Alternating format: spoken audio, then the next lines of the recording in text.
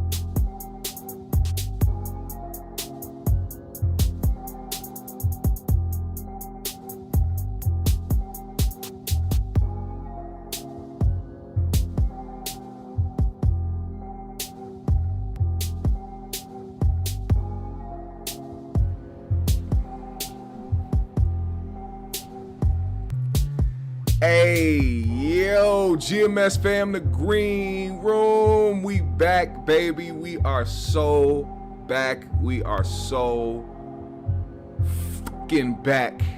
Try not to cuss right away. I understand. It is what it is.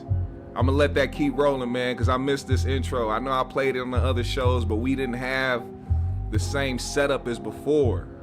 You hear what I'm saying to you? My desktop computer has been down and out for some months now. I've been having to stream off my MacBook and having to go off of StreamYard and having access to less features and different things that I needed. And we are finally back to it, man. We are finally back at it. And I can't tell y'all how happy I am to get my setup back. I love StreamYard. I think StreamYard is one of the best streaming platforms to use. But when it comes down to what I know and what I enjoy, man, this right here, I love it, man. Streamlabs, OBS. Y'all need to cut the check for how much I love this platform, man. Y'all should go ahead and sponsor me already. I feel more comfortable. He said, it's been some negative degrees lately, you know what I'm saying? But we getting back to the 30s. When Minnesota start getting to 35 and 40s, you seeing white people outside with shorts on and shit. That's how you know we getting back to warmer times, man. Spring is around the corner. GMS fam, the green room, make sure when you pull up in here today to hit that like button. Follow me on my socials. I follow everybody back, man. Make sure you share this live. Let people know where to show up to. Let me know if y'all can hear me clearly. Can y'all hear me clearly? Does the mic sound crazy? This is a different mic. It's a new mic. It's not the best mic in the world, but as long as you can hear me and you can retain what I'm saying, we will have a good time today. Shout out to Earth Dragon. I see you. GMS Nation is in the building. You see I got on my GMS baseball jersey, man. You know, these are still available. These are still available, man. GMS baseball jerseys, basketball jerseys. If you want one, customized with your name on the back, let me know. We've got quite a few out to the GMS fam over the years. I appreciate everybody that has supported me in a big way like that. You know what I'm saying? It's just, I appreciate it. You know what I'm saying? We got rolling trays, all that, you know. I am one of those people that genuinely appreciate when somebody goes out of their way to support what I got going on, because you do not have to, man. Y'all don't have to do nothing but tune in and kick it with me. But the people that have went and purchased items or even sent super chats or even cash apps, man. The people that support me, you got to understand, I'm not no big streamer. I'm not nobody out here making money off YouTube and everything like that, man. I do this shit for the love and for the entertainment and for the fact that I enjoy it. So when people support, man, I genuinely appreciate that, man, and all the gratitude and appreciation in the world. Shout out to Stiller Lee, man. Shout out to Glittery Bubbles. Shout out to Leo Genius. Shout out to One Fast R, Black Man Cigars. What's going on, man? Jan Wynn is in the building. Jan Wynn is here. I appreciate everybody, man. People gonna keep pulling up as we go. Like I said, make sure you hit that like button on the way in. We have so much to talk about. We have a lot to discuss, and we gonna get to it, man. Now, I have to ask the chat. I want to get y'all involved right away. Have to get y'all involved right away. I need to ask y'all, what do y'all prefer to start with? This is about y'all, man. This is about us. This is about the GMS fam, and I want to start with what y'all want to start with, man. Should we start with the Corey video of him talking about Michelle Obama, or should we start with Lord Jamar getting bodied by a scientist? Where should we start, man? Where should we start? Let me know in the chat below. What up, Soda Slim? I see you, my Minnesota brethren. Shout out to my people in Minnesota that tune in, man. You know, I'm from Minnesota. I live here. I got a few people that tune in from Minnesota, man, and I appreciate that. You know, one thing I can say, you know, going off on a little bit of a tangent before we get started.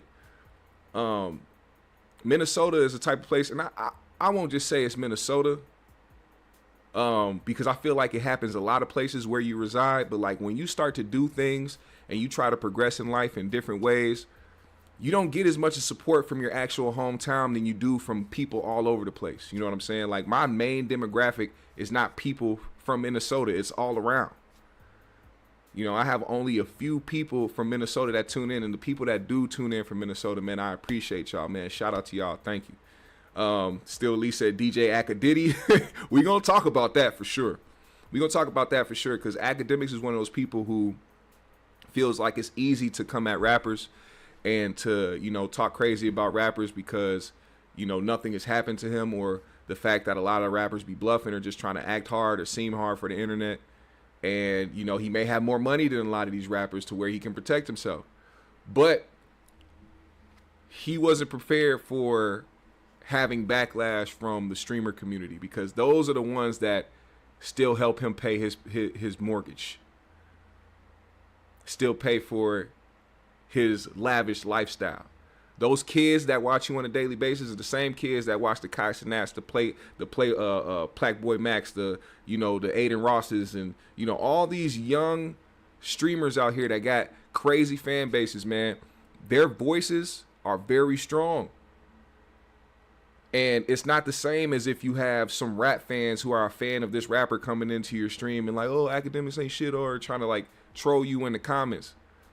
These kids that watch these streams, bro, they do not care. And they will be on your head until you crumble. So we're going to get to that too. Jan Wynn said, Brother Jamar. Earth Dragon said, Corey. Glittery Bubba said, Lord Jamar, please.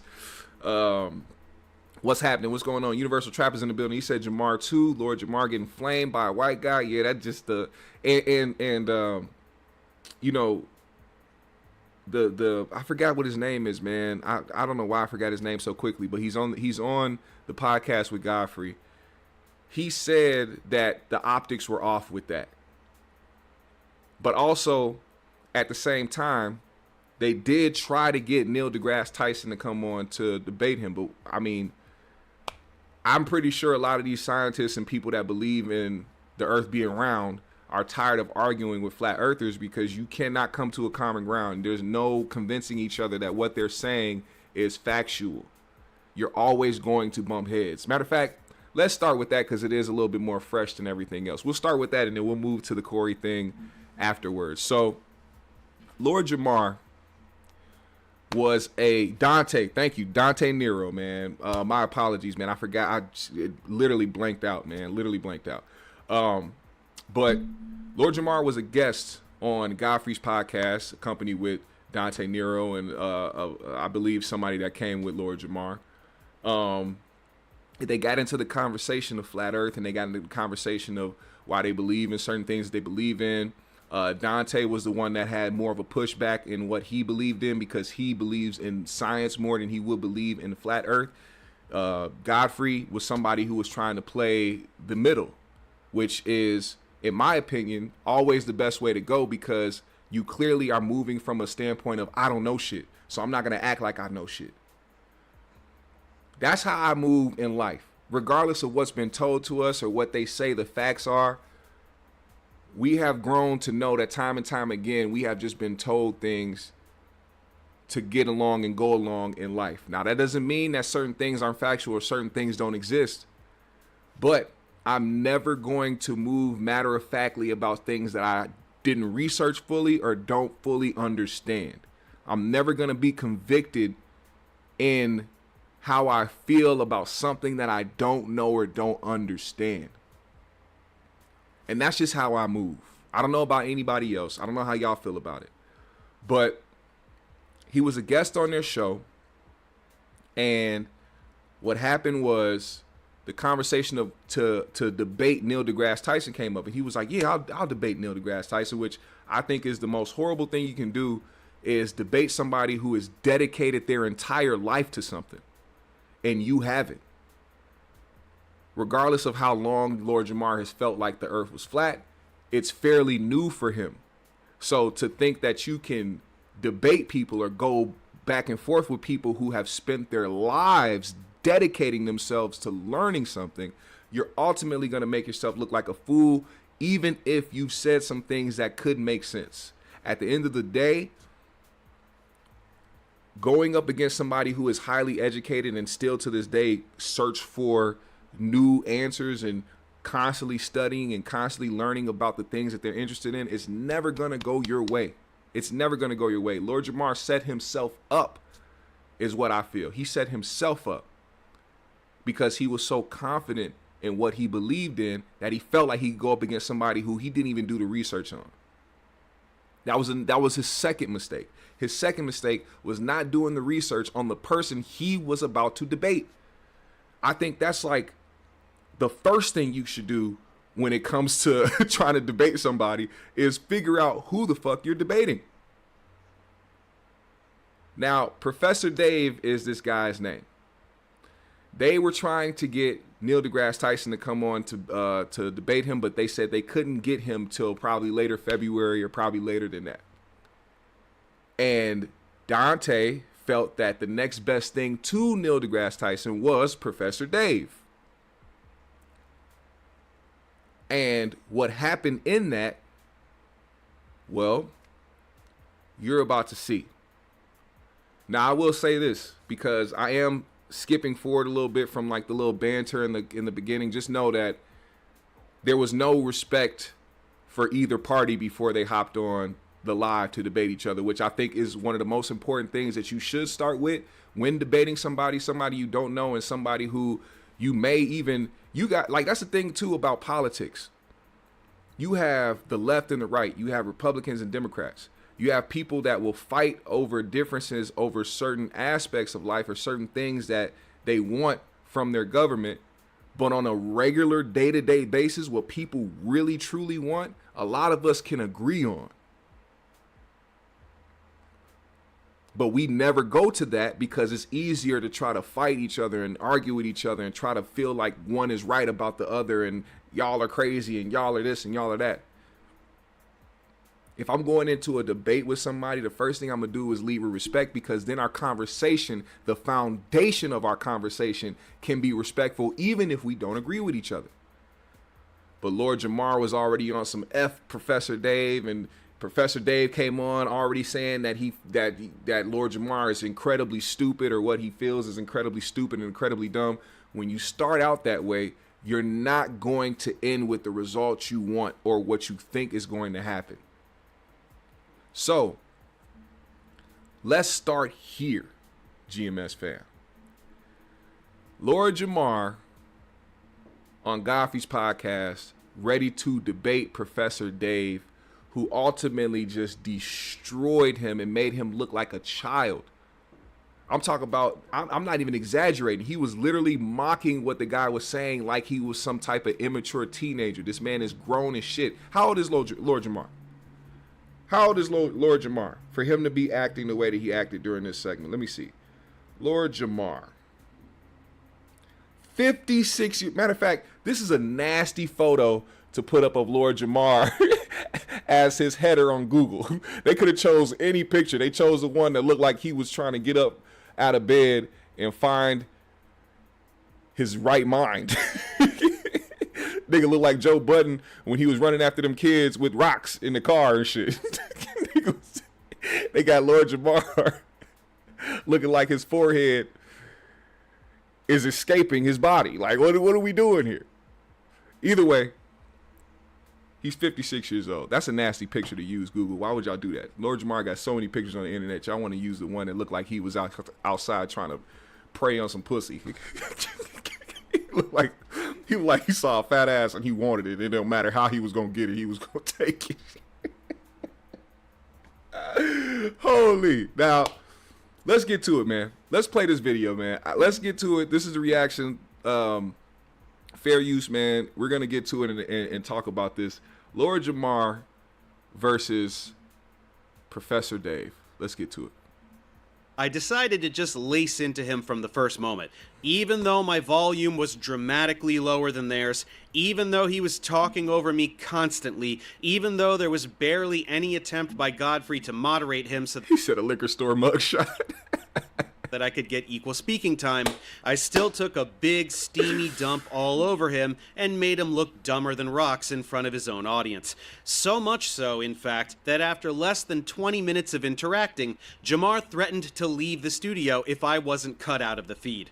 And then, mere minutes after the live stream was posted to Godfrey's channel, it was pulled. Undoubtedly because Jamar told Godfrey to pull it, since he knew how unbelievably stupid he looked. Hey, Professor Dave, when you inevitably see that I was watching this clip to react to it, please don't copyright strike me, man. And if it just so happens that it just happens due to, other sources that had nothing to do with you, could you please lift it so that we can be able to react to this properly? Listen, man, we just are trying to understand the difference between flat earthers and round earthers, okay? So just fair use. Just want to get that out there.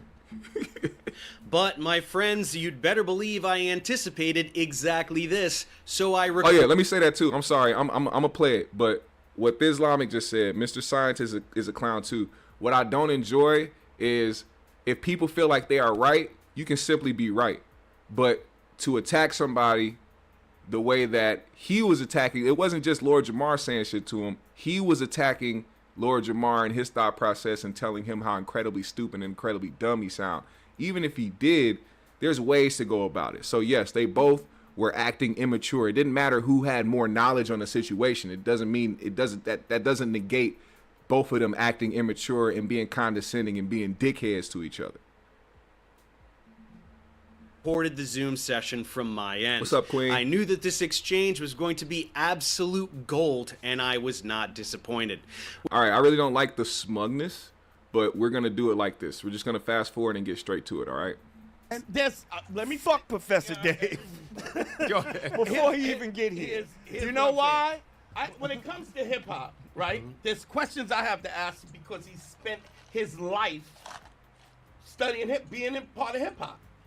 To take the people that have spent their lifetime understanding physics, science, all kinds of things. Don't matter. It is absurd. It would be the equivalency if I took an internet dude. That does not matter. Let me finish. If I took an internet dude who got a couple of tracks and asked him about the history of hip hop, it's the same thing. No, it's not. It's one person. But what about, you say scientists, right? That is the same thing. It is to me, it is the same thing.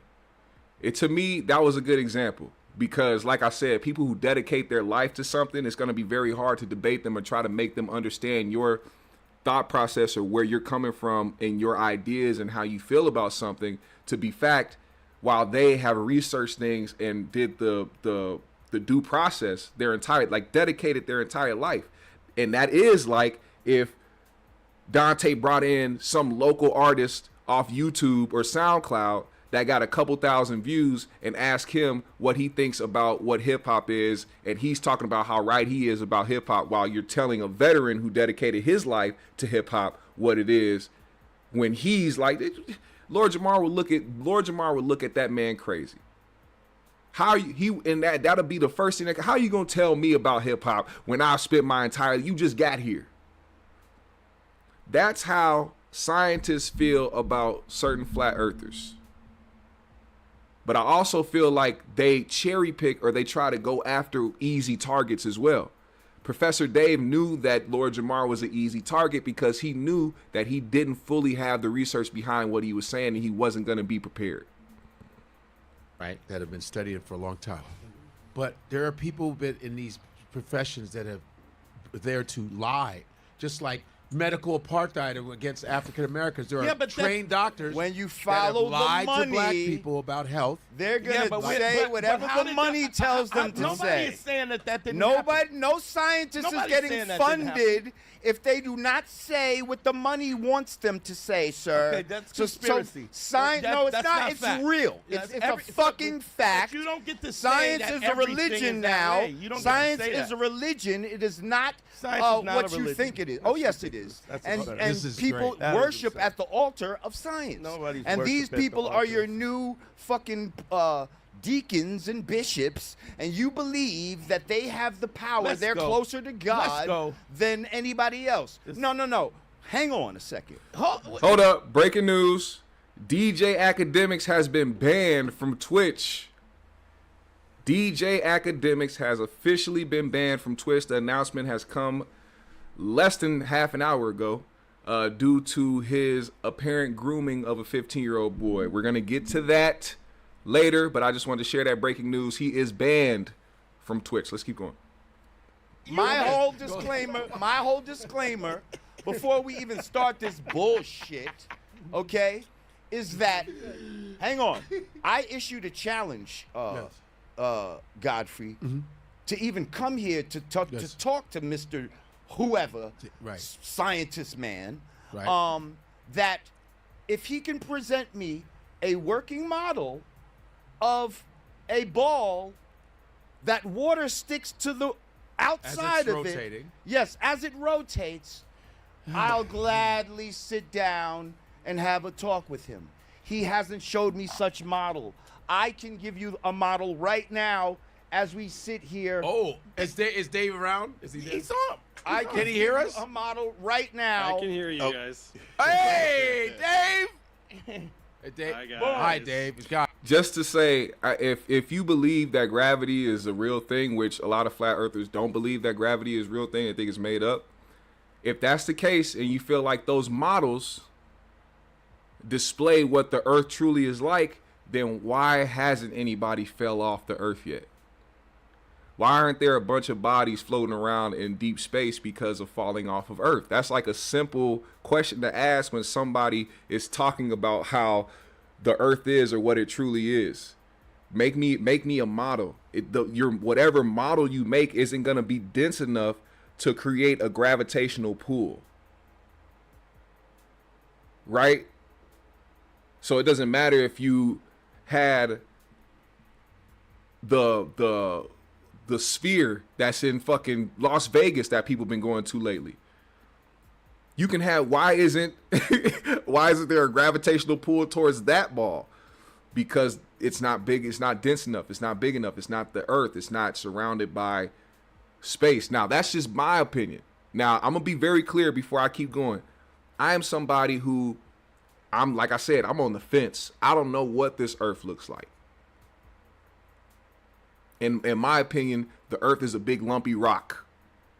It's neither flat nor a sphere. It's a big lumpy ass rock. I think that's the most accurate description of earth. Not that it's a sphere or that it's flat. It's a big lumpy ass rock that we live on. I think that's a fair description, right? But just for his sake and for argument's sake, if gravity exists, that's the reason why your models will never show what it truly is. But we're going to get to that. Let's let them debate. Godfrey, Let's get how through are the you? debate. Let's go. Dave Bowl. Good. You're doing good. Can you guys see me? Hey. What up, Dave? Dave, are you Dave the scientist? I'm the one that contacted you, Dave. Are you Dave the scientist? Yeah, he's the one I'm a that science contacted communicator. Science communicator. Well, hey, how you doing? First What time does that meeting mean? you. Different. I'm Science doing good. communicator. Science communicator. Okay. Well, here you are. You do not believe in the flat Earth theories, and you are. I've been taught that the Earth has been round for a long time, and when the flat Earth thing came around, I said, okay, what's this about? And then I listened to some of the flat Earth stuff, and you know what? Some of the stuff made sense. I was like, It does. That kind of makes sense. It does. And then You when can't hide hear away from about that. What you've always been learning about, well, that kind of makes sense.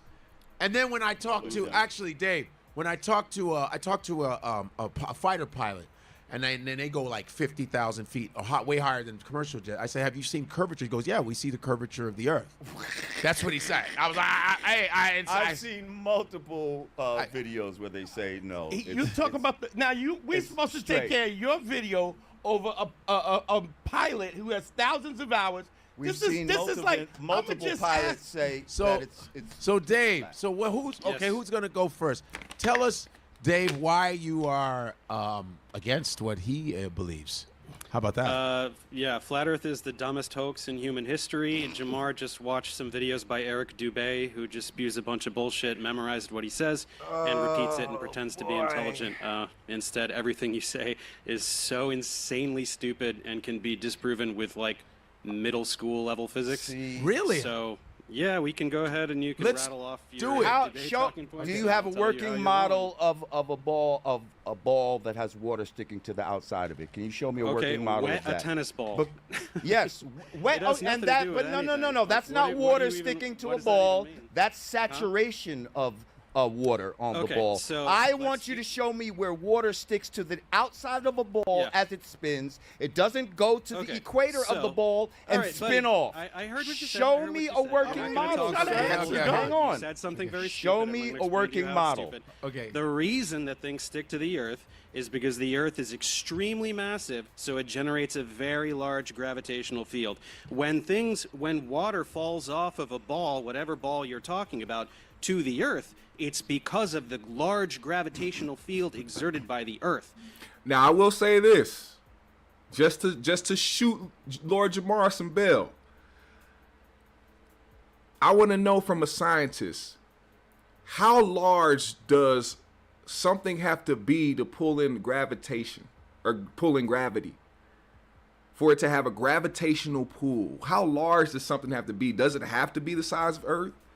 And how do we know it has to be the size of Earth? Because I done seen some big bitches in my lifetime that seem like they could have some things floating around their stomach, but clearly they're not large enough. I done seen some buildings and different things that have been built that are super large in this world that don't create a gravitational pull. How? That's an honest question of mine. I'm not trying to be condescending. I'm not trying to be a dickhead. I'm just somebody who wants to learn. How large does something have to be to have a gravitational pull? Y'all can try to answer that in the comments because I truly don't know. But let's keep going. So when you're talking about water sticking to a ball, your desired demonstration of gravity fails because gravity exists. Hey, he said the size of Dave Blunt's. My man say, I can't put down the cup. I can't put down the cup. You can't put it down because it's floating around your stomach. You got a gravitational pull, you big motherfucker. No. Things fall to the ground. There is My man got density and scissor buoyancy, floating around his sir. stomach. Gravity is not some Okay, magical density is thing not that a force. makes things Density is a drop scalar. to the Density is ground. not a force. It depends the Buoyancy medium that only it is exists where in. gravity If I exists. drop something in this Hey, water, kiddo, shut depending up. on Hold on. how You heavy can't it just is, No, it's like going you to can't do it. You sink can't just or talk like float. Wait, I want Hold you on. all to talk, but Density I want to is hear not both. a First of all, this guy came out real disrespectful, talk about the stupidest shit. Like if he was in Yeah, this it's the room, I'd be stupid- Dude, smacking you the just shit said out that of it him doesn't right matter now. if science First is of all, false. Science Okay. is all bullshit. Right, sir? When you now, I will say, Lord Jamar, you started out saying fuck Professor Dave. You started out with the disrespect before you even got to him. Also, two things can be true. You started out with the disrespect, and also, yes, you could smack the shit out of Professor Dave if he was in the room with you saying or talking to you any kind of way. But would it be justified? Probably not. But once people start getting to the point of saying that they'll smack the shit out of somebody or assault them because they don't agree on a topic about flat earth and round earth, you already lost, in my opinion.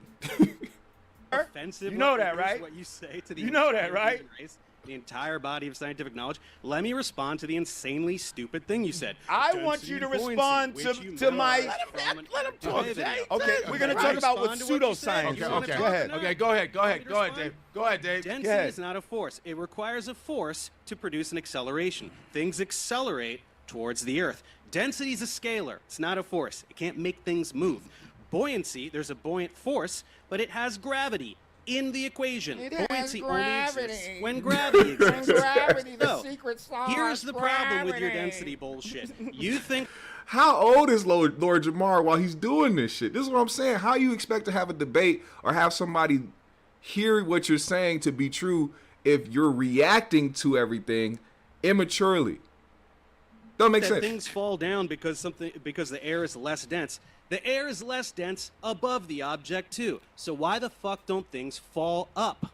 Can you Things explain do that to me? fall up, you fucking asshole. What Bubbles, fall up? bubbles Nothing go up, falls you up. stupid fuck.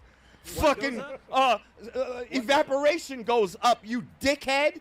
Like, That's what the not fuck are you falling. talking about? That's Like- not a. That's because Like, there's it's wind. because it's lighter than the fucking density it's in. Doesn't Why? a bubble? How can doesn't a fly doesn't defy a bubble gravity? fall? Doesn't How a, can a fucking tadpole defy gravity? You fucking A shithead. tadpole defy gravity? What the fuck Yes. are you talking How does about? anything swim through? If gravity is holding down oceans that are tons of fucking Yeah. You could see his mind is just kicking his ass trying to get these words out.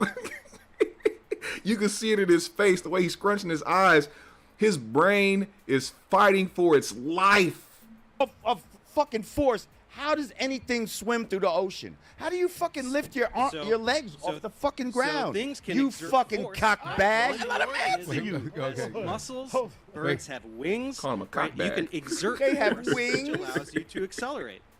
Right? Doesn't that make sense? If you jump or if you throw a ball, you're exerting force and you are counteracting gravity until that momentum runs out. You throw a ball, it goes up, and then it falls back down. Speaking Why do of things fall down? Speaking of momentum, do things No. need Not energy? Why do speaking things- of why do you things changing fall the down? Subject, why don't things fall Why up? do- Why why do do- things only fall down? why do they- You said, The why air do is things less dense fall above up? the No, ball. why do does it things fall down up? only? Why don't they fall up? This is what he's asking. Again, light things will rise. only with wind, Dense. which is a No, force. it's not Only with wind. Things don't float. Nothing Why floats. doesn't a ball fall up? The air Because above the ball it is is less dense. than the ball. Because it is dense. Because what's that? The air ball is is more dense, dense. than the ball? Is The- that what you're saying That now? don't even make sense. That's not even what The you're- ball- Why didn't he bring up balloons? Because they have helium? ball Just is saying. dense. If it's in regular air, it will fall to the ground. in If regular it was air. in, Why if does it it was fall in, up? Isn't say the air a above the ball gel, less if it dense was than in the a ball? gel, what is it? What's the ball gonna do? Okay, I It's don't just know gonna about what stop the fuck there, you're talking right? about the gel in the air. Why There's doesn't a ball it fall depends up? on the air medium. is less ask dense Why the does than it question the fall and then- up? What does falling up have to do with anything? I don't No, understand. because- Yo, thank you, Sean, for the 15 in the cash app, my good sir, man. I appreciate you supporting the GMS show in a big way. I have to shout you out, man. Thank y'all, man. You don't have to do it, but if you do, just know that it's appreciated, man. We all going through it. We all struggling in some type of ways, man. But the fact that y'all take the time to support in a big way by sending the cash apps and the super chats, man, I appreciate you. Sean Mims for the 20 in the super chat. He says, and this the dude Tariq keeps in those trash docs. Well, what can you do? Appreciate you, brother, for the 1999, man, and everybody that supports the GMS show in a big way. You can donate to the cash app. It's in the description below if you like, or send a super chat. Let's keep going. You think said, of he everything said, he because you said, said there's what? no such He- thing as you gravity. said, You said there's Why no is such there a thing in preferred gravity. direction of falling? Why do things fall down to the ground? Because they're heavy. Because they have density. That's Okay, why. what is heavy? What is weight? Do you even know what weight is? Oh my. What's weight? goodness. Tell me the definition of weight. It's your fucking head on your fucking shoulders, you fat Oh, head someone's bitch. getting a little sassy. 'Cause Like, he's Lord asking Jesus. the Bro, question, what We're does not weight gonna mean? sit here and talk about all these. We're not going to sit here and define words that you don't Yes, know. that you're define trying to words. We're talking about what's heavy and what's light. use. Yeah, so what does fucking heavy mean, dumbass? You said the word heavy. What is heavy? What is weight? What is weight? What does that mean? You don't know the definitions of the words you're using. Bro. Should I define Go ahead. weight? How do Tell you 'em- define it? Yeah, Tell us define what weight weight. is. Here I go. Look it up if you A want. Look it body's up on the relative. internet. Oh, here we go.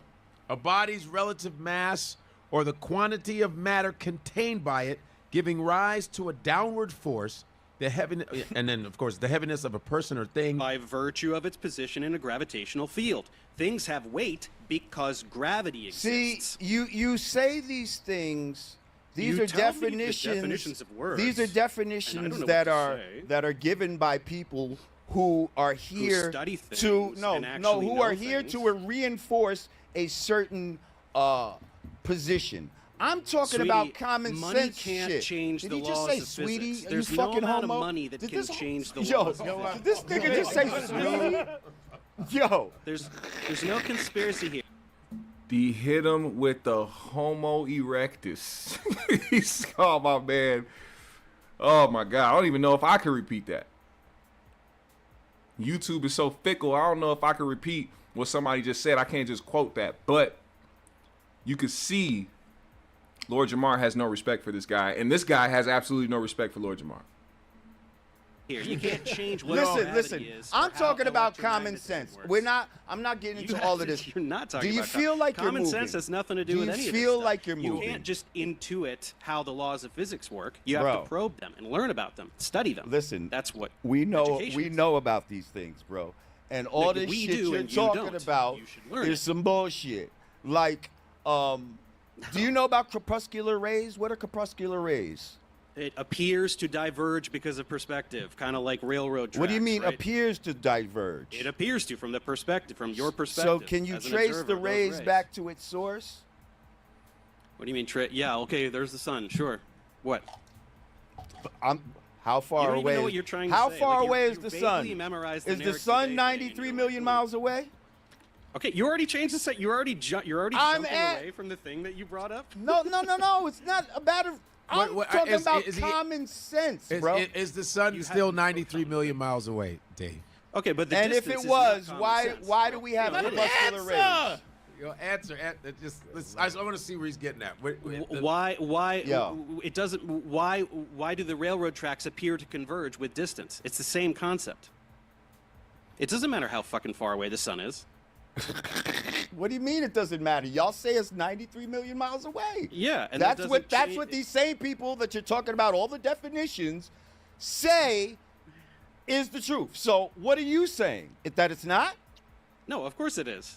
I'm saying that it has So absolutely how does fucking nothing what to is do with crepuscular rays. how The do distance- how do you explain crepuscular rays? by what I just fucking told you with the railroad tracks? Do railroad tracks appear to converge with Listen. distance? Yes, Are they but at not some parallel? point you would not be able to see At which uh, point? at At which point? at some point. I don't know the exact. At the point that they change directions. So because the sun is in a direct spot in the sky at times in life, regardless of when it's rotating around, let's just say that's what's happening. The reason why you can still see the sun is because it's in a direct line of what you're looking at. A railroad track, all railroad tracks don't just go straight. They curve, they turn, and they do go out of sight because they have direction to them. Does that make sense? Is that fair to answer that question? Because Professor Dave did not answer that question because I feel like he thought that so much dumb shit was being said he couldn't really answer those things. But the reason why you don't see a railroad track after a while is because it changes directions and it goes other places in Earth, and Earth isn't just some flat plane where you can just see straight ahead. There's curves, there's dips, there's rises, there's mountains, there's different reasons why you cannot see a railroad track all the way down to the end of it. You know what I'm saying? That's all I'm saying. That's all I'm saying. I'm just trying to use my common sense. I am no scientist. I am neither somebody who believes or don't believe either side. I'm just somebody that's trying to learn. Distance of what Okay, where so you can't let's see go something. with you. The But you sun's still not can see the 93 million sun. miles away. This The sun's 93 right million up there, miles right? away Are we is doing ridiculous. corpuscular Okay, so the rays? sun's Are right we up there in the doing- sky, right? So why Corpuscular. can't we go up and see it? Why doesn't it appear to get Well, there's larger as you videos. go up in There's altitude? videos of people where they are actually above the sun in planes and stuff like that. Yeah, there's a video where people are above the sun. Is that right? Or are you completely full of shit? Nope. Nope. Above Okay, the pull it sun. up. Godfrey, People are pull it up. Let's above- find the video. Are they where people above are the sun? Well, like, Do the you Let's flat find Earth, it do you right see now. the anything flat in those Earth model folders that says say that anything the, like that that? the sun is above the flat, but they don't because they don't believe. Is it that like the, a dome, right? We're like in a That's dome. what they believe is fucking ridiculous. But it's just Just like, how do you have pressurized air in something that doesn't have a covering? How do you have pressurized air? And in you something that guys doesn't will have covering? say, let him answer. hang on, let me finish saying what I'm You saying. said what you asked the Go question. ahead. bro. You asked the Please, question. Dante. Go ahead. Do Come what on. you're gonna do. We're trying to be friends. But come on, man. Well, you got it. Because you have to have a covering. People will say that the covering is the ozone layer or the thermosphere. These are basically imaginary coverings to say the same thing that somebody would say is a firmament. But go ahead. Tell me why you have pressurized air next to a vacuum of space, sir. Okay, so so this is really adorable. You think that space is a vacuum cleaner because you don't know what a vacuum is. You don't know what vacuum means. What's a vacuum? What does vacuum mean? Tick tock, tick tock, Want me to- tick want me tock. to What the fuck look does at a the- vacuum It has mean? no air. It's, It's an absence of matter. So why the fuck would the vacuum of space pull air anywhere? Can you explain that? a vacuum also pulls things, sir. No, it doesn't. Vacuums don't suck. That's not a thing. If Okay, vacuum is so a, you don't is know a- what a vacuum is. Dave, a right? vacuum is the absence. I just vacuumed my living room last night. It sucked up all the dirt and the carpet fresh I had on the ground. But clearly, the same definition of what a vacuum that cleans your house is not the same as the vacuum of space. So instead of Professor Dave explaining that, he attacked him for it. This is why they will not go anywhere in this entire thing. Keep going. Right. Yeah. So why would that pull air anywhere? So we just have absence of matter next to pressurized air. Yes, which sticks to the Earth because of gravity, which again you pretend doesn't Which exist. sticks to the earth, so it's spinning with the earth I have the at definition. 1,000 miles an hour. Okay, so I have the we'll definition. really jump into all the favorite talking points. So the Earth spins once per day. Bro. That's what a fucking day is. Did you know that? Do you know what a day means? Yeah, man, go. It's how long it takes the Earth to spin around one time. So Hey, this is the part where Lord Jamar was trying to get this nigga off. it's how Look, Lord Jamar said, "Hey, get this motherfucker out of here. Take him off the screen now." He was- Oh my God, I've never seen nothing like it. He wanted my guy to get off the screen. He said, "Hey, Godfrey, you're my friend. If you're my friend, if you're somebody who cares about me, if you love me, get this motherfucker off the screen immediately." Look at his face, man. it's how long it takes the Earth to spin around one time. So all of this 1,000 miles an hour bullshit just makes you sound like an idiot because it spins once a day. It spins at half the rate of the hour hand on a clock. Not so fast, is it? Well, Pretty funny shit, huh? Yeah, really funny. Yeah. Any response? Yeah, you're full of shit. Am I full of shit about what a day is? Is a day 24 hours? What's a day, dude? Tell me what a day is. I got First a of all, question. go ahead. What are we living on then? If it's not flat, so some people say it's not. So people are upside down What on the ball are because of we- gravity. Upside down? Yeah. What's upside down? Why upside down? Because What does the that ball mean? has to have a top and a bottom, correct? Does it? Yeah. Why? Because It's it's a a fucking ball. So? Y'all say the Where's North the top Pole of a and the ball? South Pole, right? Where's the top of a ball? Take You a said it's at the featureless North sphere. Pole. Take a featureless sphere.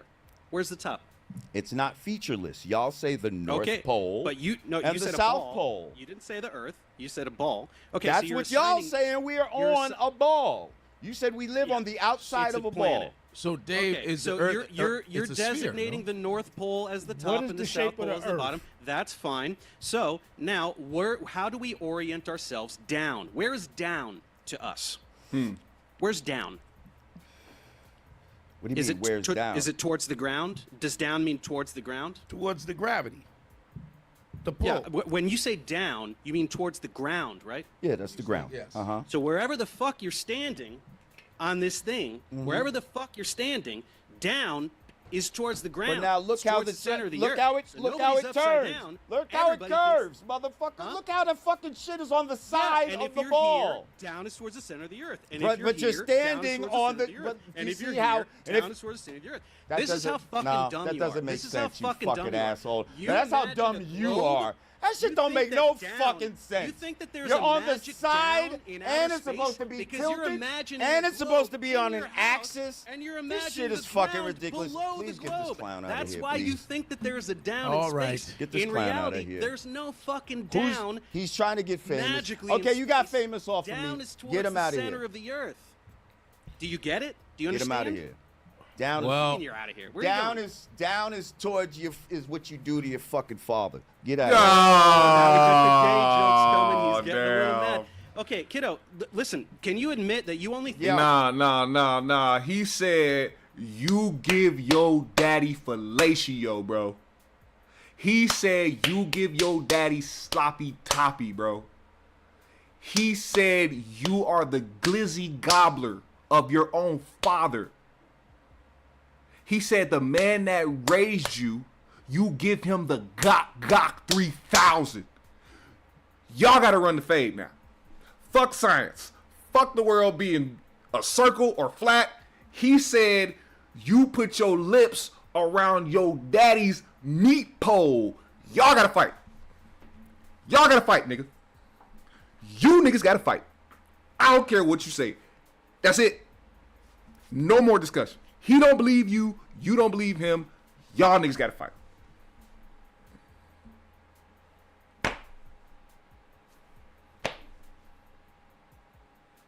What else we got to talk about?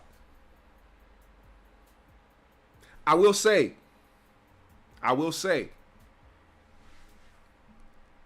for people that believe in the earth being round and that gravity is real, that is the most sense that it makes for why people can live on certain parts of the earth and not fall off of it. Because no matter where you stand on the earth, the gravitational pull that comes into the earth that goes towards the core of the earth is down. So no matter where you are on the planet, the core of the earth is the center. That is where down is. Because no matter where we are on earth, if we look down, we're looking down towards the core. That's his explanation. Lord Jamar's explanation is coming from not believing that gravity is an actual thing. And because he believes that gravity is not an actual thing, people should be falling off the earth if it was round. But because it's flat, nobody's falling off because they're not anywhere near the edge of the earth or beneath it. But now raises the question, if you believe that the earth is flat, where is the edge? That is the only thing I want to see that will make me a full-on, full-fledged believer that the earth is flat. I'm sorry. The only way that I can believe that to be a fact is if somebody makes it to the edge of the earth. If you can get to the edge of the earth and look over it or see or fall off the motherfucker, Neil deGrasse Tyson, you're gonna have to suck all flat earthers' dicks and booties, and y'all gonna have to shut the fuck up and totally disregard everything you've ever learned in life. Your whole life was a lie.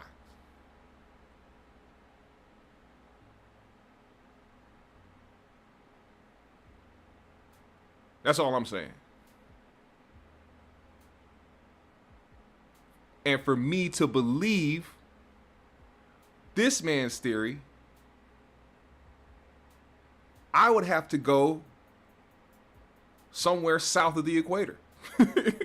Which, don't nobody just got the funds to go to the south of the equator to do some fucking personal research, nigga. So we all gonna be stuck believing what we gonna believe, right? Let's finish this up and keep moving forward, man.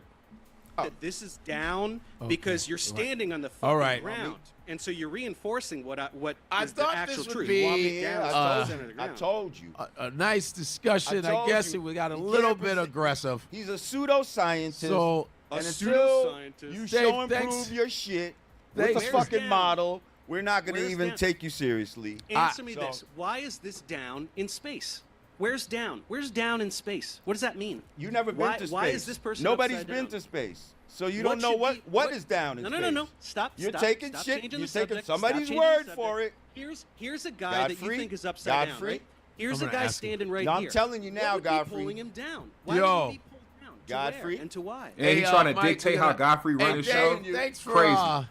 you guys. We I'm tried. telling you. I thought Now, it'd be now, great. now, flat Earth and round Earth aside, now you trying to dictate how Godfrey runs his show because you are embarrassed, because you weren't prepared, and because you look crazy. So to stop you from looking more crazy, you trying to use your influence on Godfrey as your friend to make him stop something, when in reality this is just great content. And not only that, before we continue to go on to listen to some of the explanations that happened, because Lord Jamar responded to this whole video, he took a little bit of accountability for not being prepared and not knowing who this guy was and not doing his proper research. But then Godfrey told his side of the story. And when I tell you, I didn't think it was going to get more embarrassing for Lord Jamar, it did. Because what came out of this was him telling him not to air the episode on this channel, messing with Godfrey's own money and time, when Godfrey wasn't the one that gave the suggestion of him debating this nigga. It was Lord Jamar. You agreed to do something because you brought it up. Not only that, threatening apparent legal action if it came out. And then not just that, feeling like he got set up because he wasn't. Imagine this. You show up to a debate unprepared. You didn't do no research. You didn't do no learning of any type of subjects you wanted to call out. You didn't have nothing written down, no bullet points, no nothing. And when you vigorously lost the fucking debate, you start blaming the people that put the debate together because you feel like they set you up. You weren't prepared, bro. The whole point of you sitting here in a debate isn't just for you to sound right. It's so that the people that believe the things that you believe will believe the things that you are saying. You did a horrible job helping people believe that the earth was flat because you weren't prepared. Plain and simple. And then to ruin a long time friendship with somebody because you got made to look like a fucking idiot goes to show what type of, like, people's true colors come out when they back are against the wall. When people are truly not in the headspace to try to think their way out of something or to try to get themselves out of a certain situation because they look stupid, when you have no other option, the real you comes out. It happens a lot. And what happened with this situation was his back was against the wall. He wasn't prepared. Every single point he came with, this guy had a rebuttal for it. And then to not only have a rebuttal for it that makes sense, he also is doubling down by calling what you're saying dumb or calling you stupid. It's only going to reinforce how people will look at you after this is over. And then, yes, he claimed he was drugged. This man claimed that Dante Nero drugged him or possibly drugged him so that he wouldn't be on point. How much of denial do you have to be in to say that somebody drugged you and that's the reason why you lost a debate? I didn't see you veering off. I didn't see you closing your eyes and nodding and acting like you about to pass out. Drugged you. Was the weed too strong, nigga? Was you smoking too much Zaza, nigga? You couldn't think? Last thing you want to do in a debate with somebody who spent their life researching something is showing up high as well. I don't care how much weed you smoke. I don't care how you feel when you are on weed or how you feel when you smoking. Oh, the knowledge, man. When I hit the weed, the knowledge just be coming out, man. And I just be thinking of everything, man, and all the things that make sense. That wasn't the case for you, Lord Jamar. Sadly, the weed made it worse. Because now you high and you're irritated. You're mad as shit. That's not the way to be when you're high, my guy. Now, he also, because we're going to get to this. We're going to get to Lord Jamar's response. Fair use on Lord Jamar's response. I know he'll probably get mad at this because we don't agree with him and we think that he looks fairly crazy. Well, I'm not going to say we. I'm not going to put this on y'all. I'm going to just say I. Depending y'all, what y'all feel about this is subjective. But Lord Jamar also brought up the fact that he brought up an example. He said, if we stand on a pool table and there are pool balls on the pool table and you look out towards the pool table, you're going to see the curvature of the pool balls on the table, but also you're going to see the edge of the pool table, right? I don't know, and still, till this day, I have no idea why he used that as an example. I don't see the correlation. The only thing that I see similar to what he's talking about is the fact that a pool table's flat and the pool table has an edge to it. But when he brought up the pool balls, I didn't understand like what he meant by you still see the. I didn't understand that. Somebody help me with that. But Professor Dave had a response for that too, which was very simple. Okay, let's use your theory. Let's say if you stand on the pool table and there's still an edge to the pool table, even though you see curvature to a ball. Show me the edge of the pool table in reference to Earth. In reference to Earth, show me the edge of the pool table. Show me the edge of Earth. If you are so sure about what you said, show me. Now, somebody please correct me in the comments. You know, I don't act like I know everything. I hear about certain things. They said that there's an ice wall somewhere in Antarctica, or where did they say this ice wall, this apparent ice wall is at? Somebody give me the place that they said the ice wall is at. I want to make sure I'm right about this, accurate about it. Because if that's the case, and you can't go past this apparent ice wall, I'm telling you right now, that is the reason why people believe that the Earth may be flat. And in some way, they're justified feeling that way. If you're keeping somebody from experiencing something or seeing something or trying to research something to try to figure out whether it's true or not or whether it's a fact or not, then that ice wall is something that's going to keep them believing that the Earth might be flat.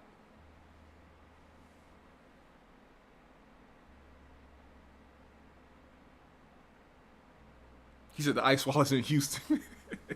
Yes, Antarctica. So like I said, I'm somebody who isn't leaning towards either way because I have no idea. I've never seen it. I've never traveled out of space. I've never been in a position to see if the Earth is round or the Earth is flat. They give us images from certain points of space, but even then, you don't see the entirety of Earth. You can see that it does curve. I'll say that much. But then that brings in the theory of a dome. Because flat earthers believe that there is a dome.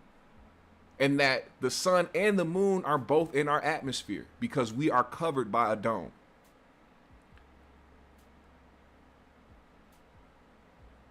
You know, when I was a kid and I looked out into the stars and I looked in the sky and I'm like, wow, I wonder if we could touch the sky like the ceiling. This is before I ever knew of a flat earth theory or anything like that. This was just my child mind wondering if those stars are on a ceiling somewhere that we can touch in reality, that we can actually get to. That was me thinking that as a child. Then as I started to learn about space and how big space was, this is just the things that they were teaching us in school. I realized that those stars were individuals and the space that was between them is so much further than we can imagine.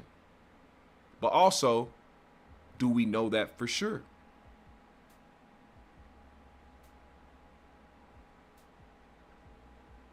And I understand why flat earthers feel the way that they feel, because we have been told a lot in our lives that ended up not being so true. We are governed by a system that wants to tell us and make us believe certain things, not even just on the tip of what Earth is, but just anything in general. So when you have people that are skeptical of our government, of our scientists, our space systems, our organizations and things that have come out to, you know, show us that they have only told us one thing, but something else happened, or they weren't so truthful in how they presented this, it gives people a reason to feel a certain type of way. So I don't fault people who believe the earth is flat, and I don't look at them like they're dumb or like they're insane.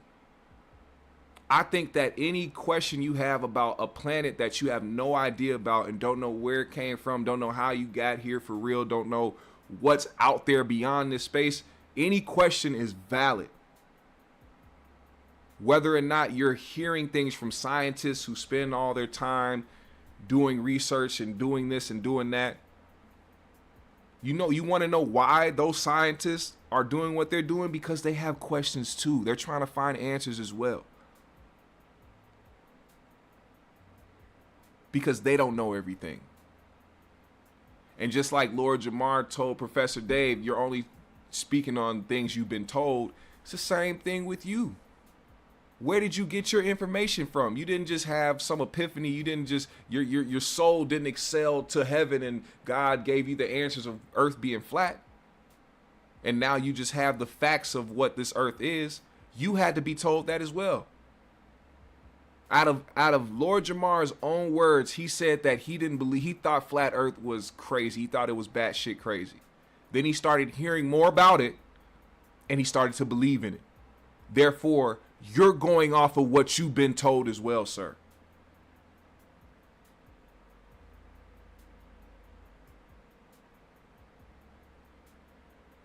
And do I believe that we can be lied to? Yes, they already have. Didn't y'all all experience COVID with us? Didn't y'all see what was going on during that time? They love to lie to us. They love to lie to us. They think it's a way of damage control, but what it does is actually cause damage. The one thing that a lot of human beings on this planet seek, that we all can agree on, that we all can be in unison about, regardless of what your political views are, what your race is, what you identify as, everybody is searching for the truth. Right? Every single one of us is searching for the truth. So when you get lied to about anything, it builds doubt.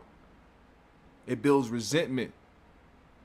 It also builds people to come and try to find their own answers. And then you end up with people who have other theories other than what they've been told their entire life.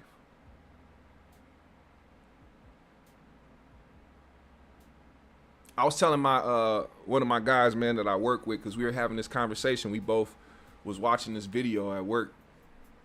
And I was like, I'm somebody who doesn't believe the earth is flat or round. I think it's a lumpy rock. And he was like, no, it's a sphere, man. No, we can't do that. The earth is round. I was like, I get it. But like, and hear me out. Hear me out. I said, the best model, because, you know, Lord Jamar was talking about models of earth, right? I said the best model of what earth looks like, if you take all the water from the oceans and lakes, whatever the case may be, if you take all the water off of earth, what do you think earth would look like? I said Earth would look like you put a bath bomb in the water for a few seconds and took it out too early before it dissolved. Is that me just being crazy? Or does that sound pretty accurate? Like, do you know how deep the ocean is? Do you know how deep the ocean is? Do you know how deep these curvatures and these craters in our Earth are? It would look like a half melted bath bomb. You know what I'm saying? If you took all the water off it. That's why I say that I believe that Earth is just a lumpy rock that we live on. Yes, it is more of what could be a sphere or a circle or whatever. But technically, if you want to get technical with it, it's just a big lumpy rock that we live on. Matter of fact, I'm about to start the Lumpy Rock Coalition. We finna go against all flat and round earthers. Because we gonna deal with common sense. We ain't gonna have to talk about none of the scientific backings of gravity or any of that shit. I'ma just fight you on what the earth look like. That's all I'm gonna do. But Lord Jamar responded to the video that happened because, of course, he was getting a lot of hate. Look at his comments, man. The comments are ridiculous. Cutting ties with the longtime friend over flat earth is nasty. It is. It is. This was like, and I hate to like bring up the example of Corey, but like it kind of was the same thing when Corey tried to go in on Godfrey because what was the situation? I don't even remember the situation because I don't really give a fuck. I just remember that they got into it because of some other shit. Because Godfrey had an opinion on certain things that Corey said, but he wasn't being disrespectful. He just was talking about it. And Corey felt the need to try to disrespect him on his show and basically kind of put a stain on their lifelong friendship over nothing. If I've known you all my life, I shouldn't be able to only agree with everything that you do or say.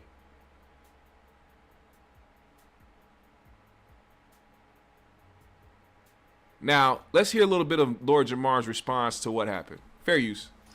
So, what I would like to do, since everybody's watching right now, everybody's got their eye on me. I'm sure there's mad people that are here just to talk shit about me in the comments. Well, first of all, if you want your comment read, if you want me to even look at it, you're going to have to pay at least, I don't know, $20 for me to even acknowledge your shit. That's that I'm trying to act like I'm unbothered laugh. When you really bothered as shit and you really hurt and you really embarrassed, you try to come off as somebody who don't give a fuck, but then spend the next 2.5 hours talking about why you give a fuck. Anyway, speaking of $20, shout out to Anthony 313, man. You shocked the hell out of me just now. Let's say Anthony Edwards sent you $20. I was about to say, Ant, number 5, Timberwolves, nigga, Mr. Jump and Dunk on your bitch ass, him. But shout out to my guy, Anthony 313. I appreciate you, fam, for the 20 in the Cash App. Once again, man, if you support the GMS show in this way, I cannot show nothing but gratitude and appreciation because y'all don't have to do it. I come here and I do this shit for free, basically. I do not make no money off YouTube like that at all. At all. Crumbs. I come here because I really fuck with y'all and I really appreciate and I value the GMS fam. So the fact that y'all show love in that way, whether it be a Cash App or a Super Chat or even just commenting and liking and reposting, I humbly appreciate and thank y'all. I admire my GMS fam because a lot of y'all have been here for a while and y'all continue to show up and y'all continue to support. I appreciate y'all, man. Every single one of y'all. Shout out to Anthony, man. Let's keep going. So don't think that I'm looking at the regular chat. I'm not. I'm only looking at the super chats. So, yeah. Nonetheless, it is kind of funny and it is kind of smart that if somebody gonna talk shit, the only way he gonna see it is if you pay him. It's a win-win. You want to diss me, it's going to cost you.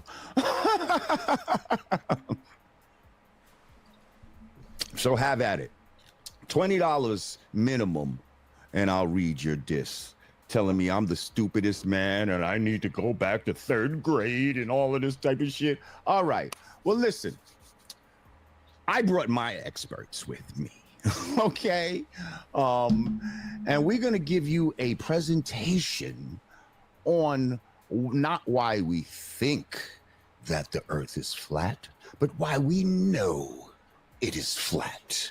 I will answer certain questions that were brought up that night that, you know, my mind was in a fucking fog.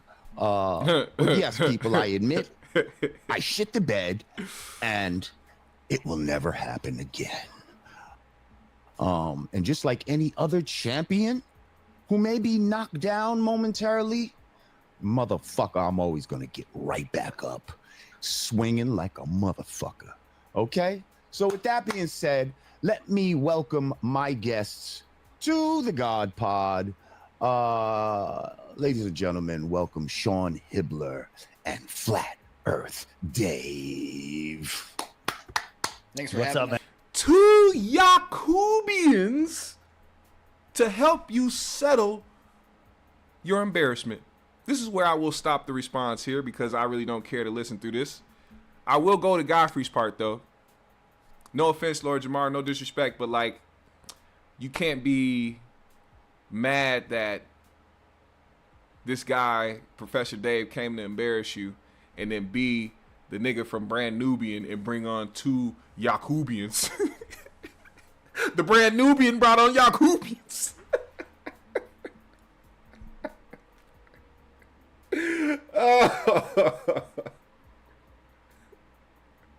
I'm not even high, bro. This shit make me feel like I'm high, man. This shit funny as hell.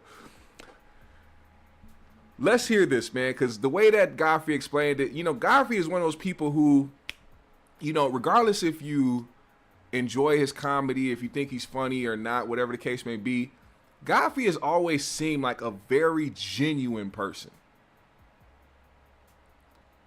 And he's always seemed like the type of person that valued his relationships with people.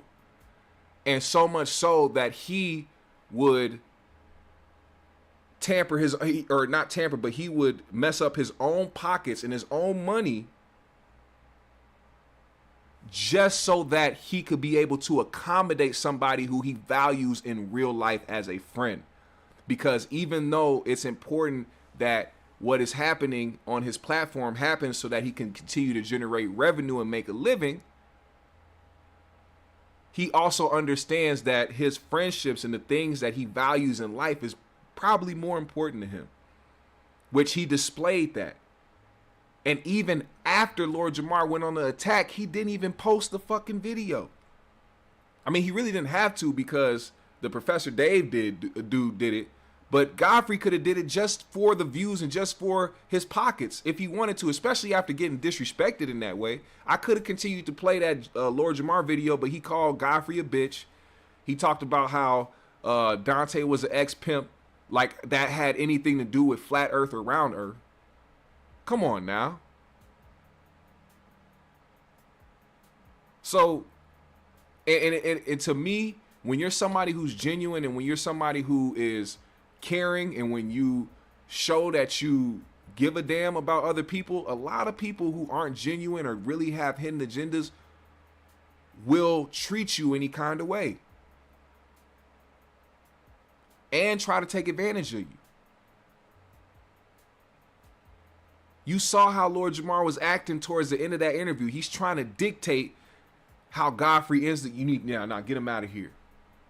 Even so much so was like, do you want him to be here? Because he could be your guest. He is the guest. Y'all both the guest.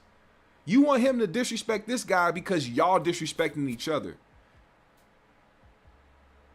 And I wouldn't doubt if he turned it into, you a black man, I'm a black man. Why you got this white boy up here talking to me any kind of way and not trying to, come on, man. Then you bring on 2 white people to come on to defend you.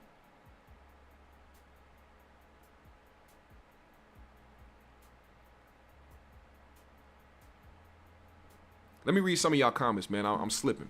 Black Town Hall said, Jamar found his lane with this weirdo YouTuber Sambo kind of FBA rap lane. he getting that money weirdo bag for sure. What up, Ben Frank? What up, Simo? Grits and Gravy said he tried to blame his loss on someone lacing his smoke. Jesus. What up, Big Smokers in the building? Can I have 2 number 9s, a number 4 with cheese, a number 6 with extra dip? Shout out to Big Smoke in the building. Let's see. Money Mar says, man, Godfrey knew that man was drunk and not in the right form for that type of debate. Also, well, here's the thing. If you know you're about to debate somebody, don't show up drunk or high. Godfrey didn't put that blunt to your lips. Godfrey didn't pour up no drinks for you and make you drink nothing. That's a grown-ass 56-year-old man. He knew he had to debate somebody. He didn't do the research, admittedly.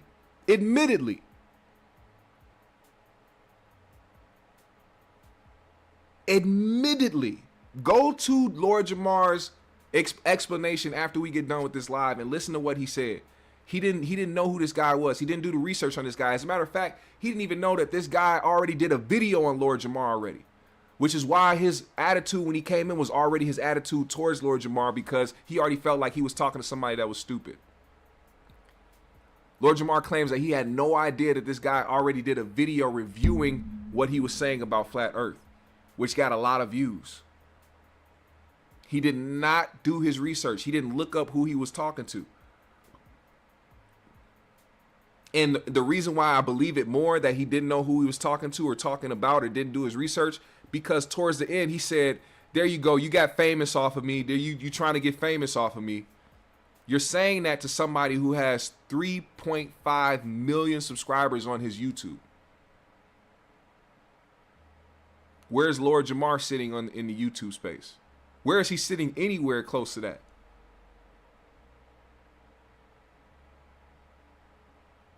You're talking about somebody who not only dedicated their life to science, but also somebody is dedicating their platform to debunking flat earthers. You should have thought about that before you accepted a blind debate. Nobody set you up. Nobody drugged you. Nobody forced you to have the debate. You felt so confident in the fact that you could win a debate against somebody that you didn't care to do. You were that nonchalant about it. And that's what I want people to pay attention to, how seriously he takes this. You can't tell me you take this super serious to the point where you don't even do the research behind stuff. I think it's more so just a talking point for him because he knows that there's an audience for it. I don't truly think that Lord Jamar believes that the earth is flat. I think that he latched on to an idea and a theory, saw the audience that it generates, and saw that it could benefit him in the space of media and entertainment.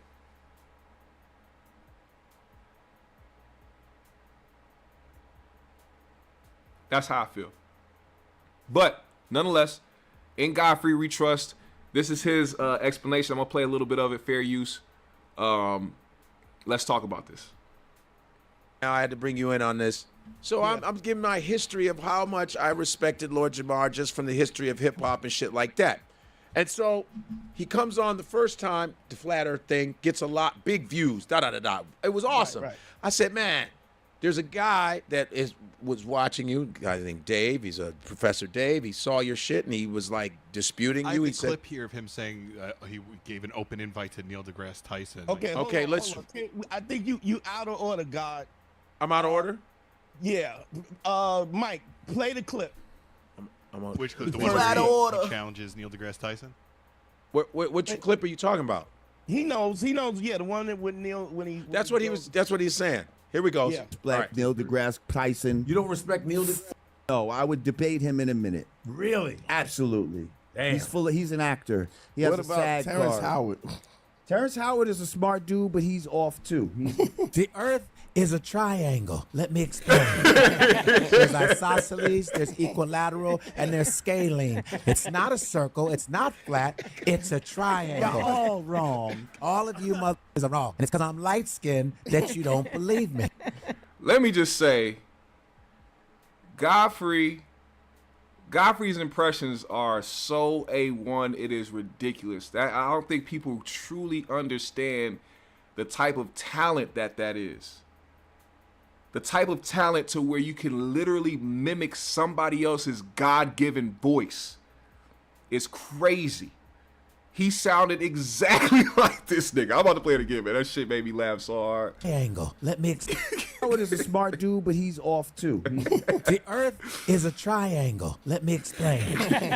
There's isosceles, there's equilateral, and there's scalene. It's not a circle. It's not flat. It's a triangle. You're all wrong. All of you motherfuckers are wrong. And it's because I'm light-skinned that you don't believe me.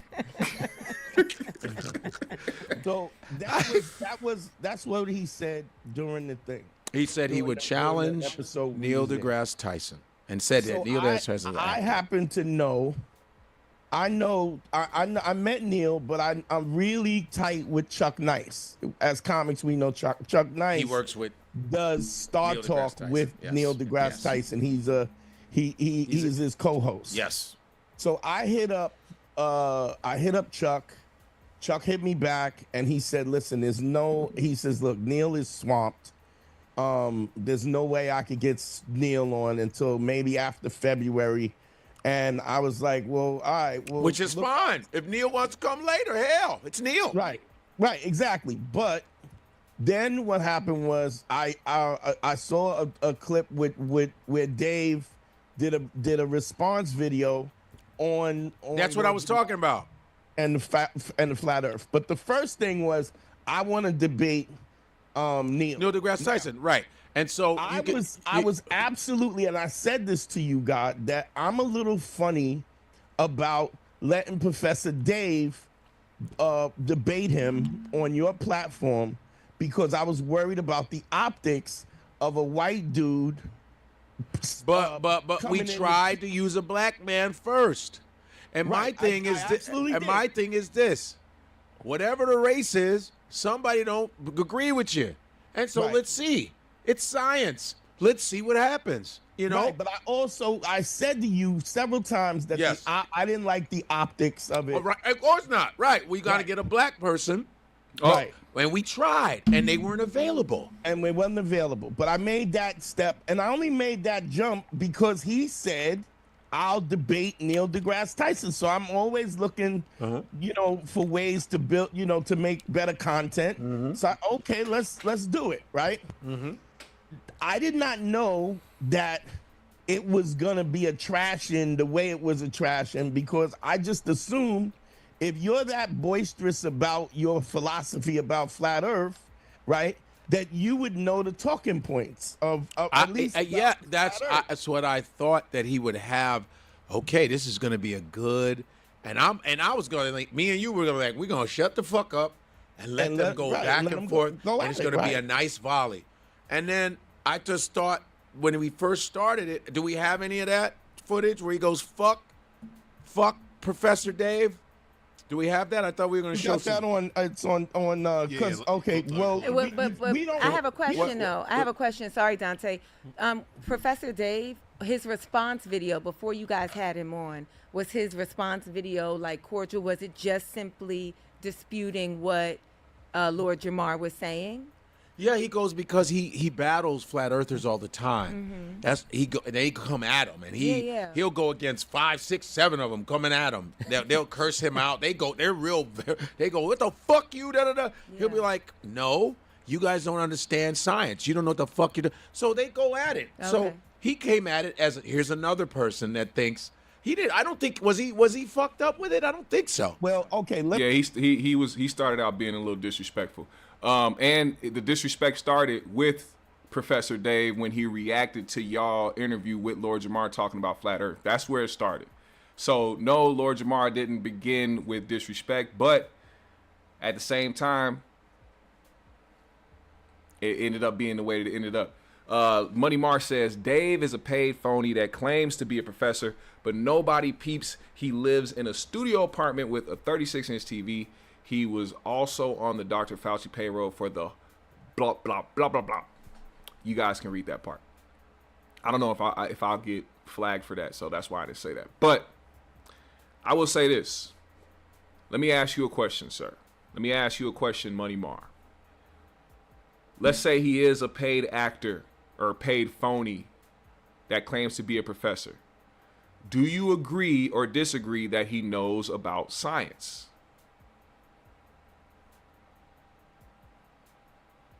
Yes or no?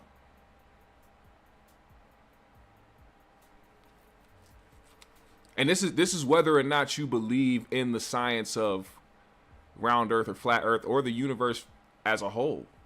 Do you think that given his where he is on this side of the spectrum, do you believe that he knows about science or doesn't?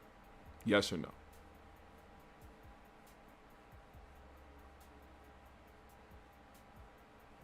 Because I'm not here to say whether or not he's a paid phony. I hear him saying things and using scientific terms and only keeping it about certain terms of science and responding to people with science. So it's not even that I fully believe in him either. I'm hearing what he's saying, and he seems very well versed in the science realm of life. So at the end of the day, whether he's a paid phony or not, he's debating people and using scientific terms and scientific examples to debate these people and to go back and forth with these people. It's up to the audience whether or not they believe him or not. I'm not here to make you believe in Professor Dave either. I'm not here taking his side. I'm just saying I see one person came fully prepared and the other one didn't know what the fuck he was talking about in that moment. That's all I'm saying. Let's see. Ben Fraser. Infinite said, just because he's a scientist doesn't mean he has to have a big house. He's factually correct on science, and I say that based off of other scientists or scholars co-signing him. Yeah, I don't know what a 36-inch TV has to do with the fact that he like studied the shit and went to school for it. I don't know if y'all know this, but not everybody that has a degree in something is like rich. I know people that have a degree and they are struggling right now, working a job that have nothing to do with the degree that they just got, because that's just kind of how life played out for them. But nonetheless, let's hear a little bit more, and then we're gonna move on. Let me say this. Lord Jamar had not seen the response video. Okay. So either way, to be honest, Zainab, he did. He was like, "This is the dumbest shit ever." Blah blah blah blah. Which is fine, I think. Blasting him, right? But it doesn't matter because Lord Jamar never even saw that. He never even saw it. Right. Okay. Right. So when they came on, we brought him on. He said something about you have to have. I'll debate. So I asked Godfrey because. Lord Jamar, I've spoke to him a couple of times on the phone, but it's Godfrey's friend. So I was making the connection with Dave, and Godfrey was making the with Lord Jamar. Yeah. And so whatever was said, Godfrey would have to tell you. So go ahead, God. Oh, when we asked him, Hold on. I'm glad you brought that up. I'm really glad you brought that up. You said not just a degree, but also 3 million YouTube followers and content creation. I just want to say, my good sir, that Professor Dave has the subscribers he has and gets the traction he gets, in my opinion, due to the fact that he's really good at debating people. And not just really good at debating people, because you can be a really good debater and not have a following. He also is in the realm of talking about something that is super popular. And that has to do with algorithms as well. If you hone in to a certain specific thing, because that's what YouTube likes. Now, this is a lesson on YouTube, not even about him being a paid phony or him being a real scientist or whatever. YouTube. If you find your lane in YouTube and you stick to something, you're going to build a very lucrative platform. Also, depending on how good you are at presenting that content.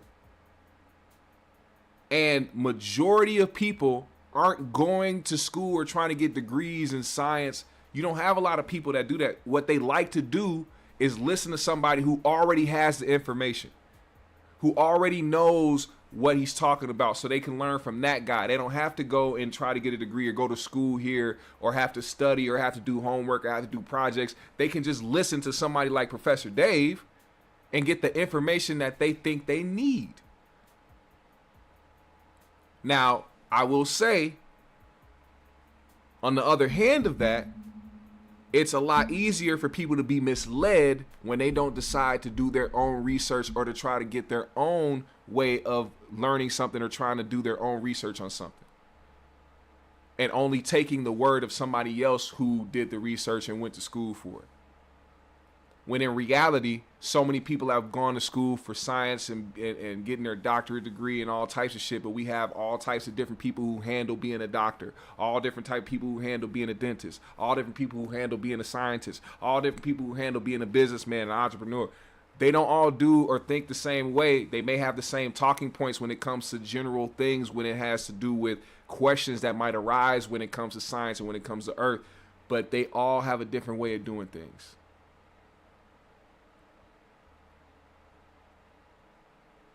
So I believe he has the following he has because he's doing what the algorithm's calling him to do.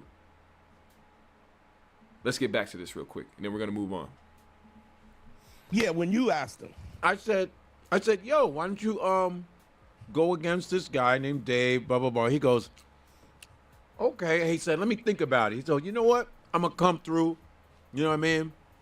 And on his own, I didn't force him. I said, I think it would be a really good fucking episode that you guys go at it. People love debates. Yeah. There's a reason why they watch presidential debates. They watch debates like Candace Owens. The reason why her crazy ass because she debates people, which I give her credit for because she will go against whoever the fuck. Yeah. You know, I don't give her credit for nothing. Well, she's a liar. I'm just saying that's not the point. I'm just saying she doesn't run from a debate. Is what I'm saying. Yeah. That's all I'm saying. She's a liar. Yeah, I just said shit, crazy ass dude. Okay, I want to before you say I don't want anybody to make the mistake that I think Candace Owens is cool on any level. I didn't say she was cool. I said she doesn't run from a debate. You just want to put your opinion in about her. That's okay. But one of the biggest debates right now is Earth. I don't know why, but is Earth flat or round? I know yeah. Yeah. And so, because the flat earthers are there's some voice, but flat earthers are really like hardcore about it. It's like MAGA shit. Yeah, but you know like what? MAGA shit. I feel the same way with like religion. Like when people are like atheists or it's like they think that they are not believing in anything. But I'm like, you don't believe in it stronger than people believe, and you're trying to get us to not believe. Yeah. It's the same thing. And my thing is, it's because like Dante doesn't believe in God, but I don't go, oh, why not God? Hey, believe whatever you want. If that's it. First of all, the concept of God, we all said there's God. Yeah. Okay, cool. People who are atheists once believed in it. Yeah. You know? So what about the people that just are neither and just act properly or whatever? Yeah. I was taught there was a God, blah, blah, blah. My parent, I got God in my name. Yeah. Look, Zainab, this is probably the first time Zainab's ever hearing that I'm an atheist because I've never put it on her.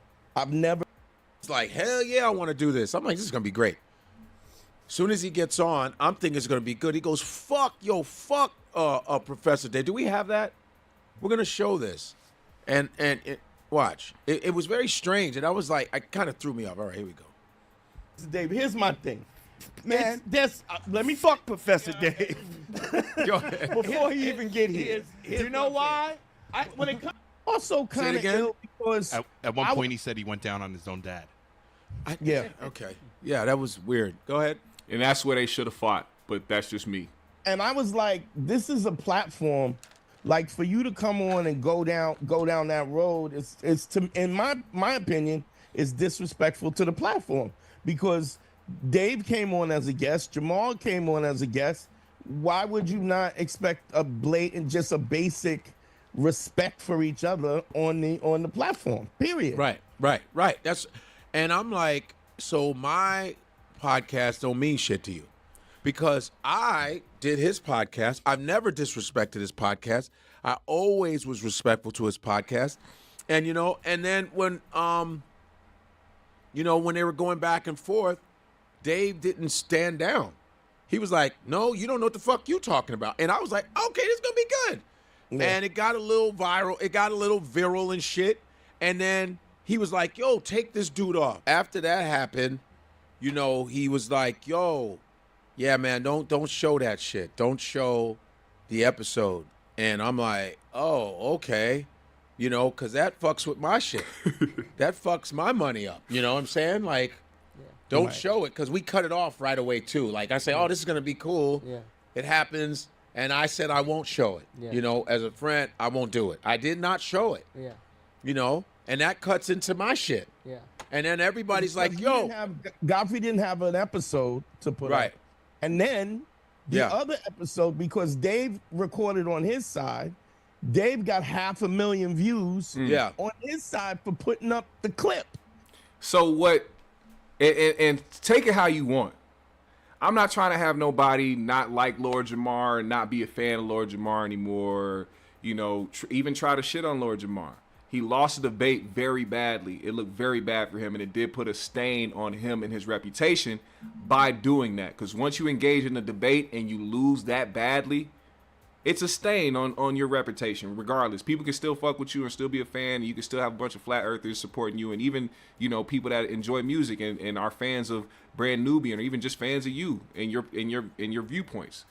But at the end of the day, you got to see it as for what it is. You took money out of a black man's pocket and put it all into the white guy who made you look crazy. That man got over 500,000, damn near 600,000 views, and it's only going to keep going up the more people talk about it. It's going viral on Twitter. It's going viral on Instagram. It's going viral on YouTube.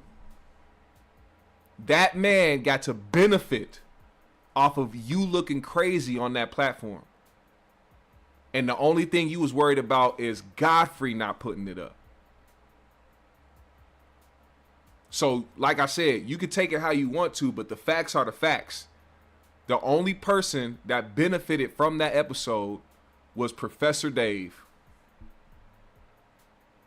You handed that man over 500,000 views and deprived these black men with a platform who have way less subscribers the opportunity to make their money off of having you on their platform.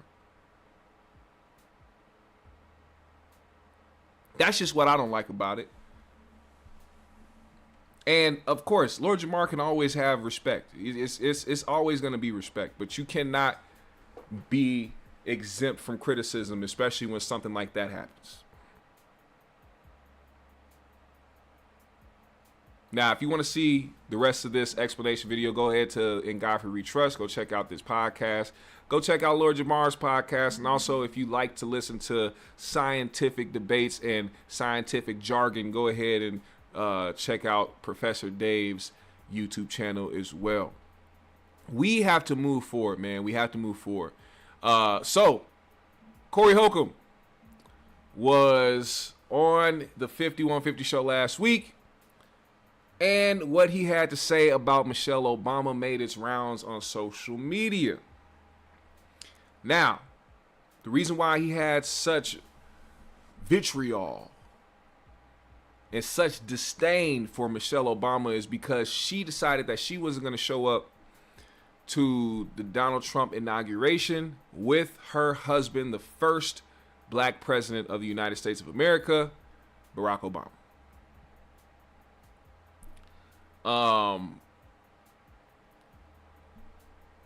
I can't lie. I see why he feels the way that he feels. Would I use the same words or would I talk about her in the same way? Probably not. But I understand feeling some type of way for her not to show up, not even just because of her personal beliefs and what she feels towards Trump and the administration, but for simply not standing by your man when you know he's expected to show up to these things because he was the president.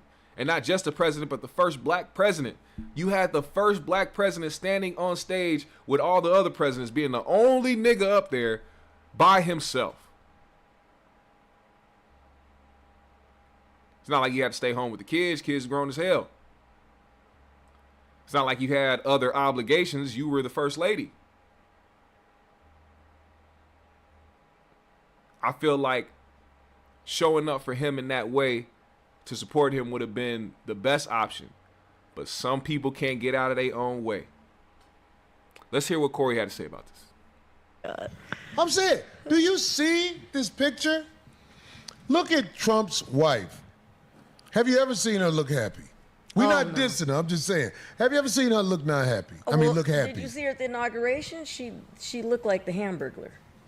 What do you mean? Please find that picture. Everybody's going off on it right now. If they show a picture of Trump's wife again, it'd just be so perfect. See, that's the thing. I don't want y'all to make it about, oh, this is Trump's inauguration and you don't have to show up to Trump because Trump didn't show up to Biden's and Trump is this and that.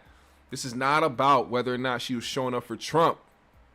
She has a whole husband who was leader of the free world and was the first black person at that. You're not showing up for Donald Trump. You're showing up for your husband. We can't negate that. We can't just sit back and act like this ain't a whole marriage. This ain't a whole union. The vows that you spoke to each other. At that point, it's not about Trump. It's about being by your husband's side in this time. But it didn't happen. Oh, at the inauguration, actually, because that was at Jimmy Carter's funeral. But, oh my God, it looked like the Hamburglar. Yes. Who did? Trump's wife, Melania. When you went to kiss her, she had a hat that cut blocked him. So when everybody gets to see when he comes in for the kiss on the getting Well, inaugurated. where was she at though? She was there. She had to be She there. was right there by her man's side. Yeah. Where is the darky? She's trying Look, there goes the hat. Look. Nigga, that ain't his wife. That's Jim Carrey, the man.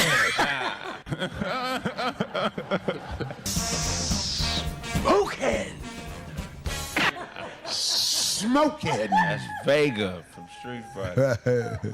I think Michelle had a WNBA tryout. They put a Hamburglar picture next to her. I was dying laughing. Well, do you see this bitch? She knew what she was doing. I'm sorry, I'm not mad at that. She said, "Oh, he's gonna have to kiss me on the cheek instead of the lips because he can't." Oh, I love it. But she might be an actress. You know them rich motherfuckers like that. She need more makeup on her neck. He might just be paying her to just publicly. He tired of fucking her. Or whatever he do with her. Come on, man. He Trump. He got that paper. He grab him by the pussy. Yeah, well, Stormy Daniels, remember he already did that whole thing with the. Remember they say that he. Trump fucking a Great Dane. He don't fuck humans no more. He didn't that. He's fucking a. Not a Great Dane. Look at Hillary. Look at this. Somebody come look at this. Look at this. Somebody come and look at this. Her and Bush look alike. You know what? I cannot. That bitch look crazy. Yes. That bitch look crazy. That crazy bitch out there again. Look, the only president, his bitch ain't by his side. Yeah, that's crazy.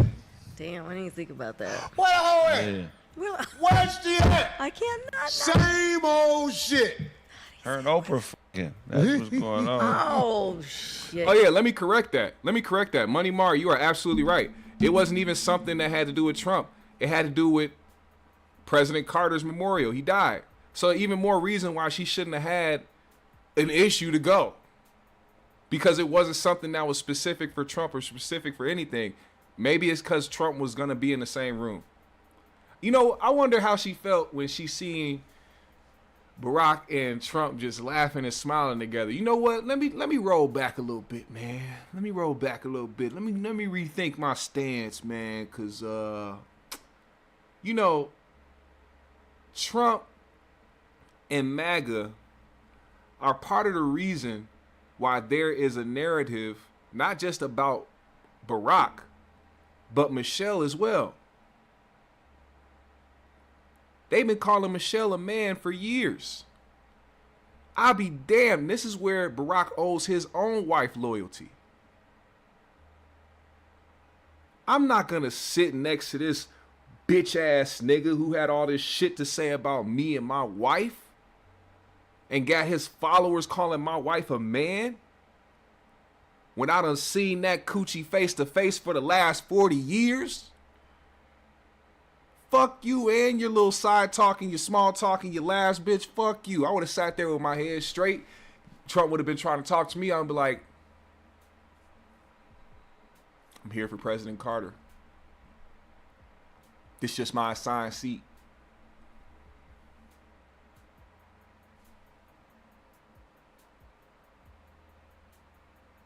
Yeah, I'm sorry. Barack, you fucked up, man.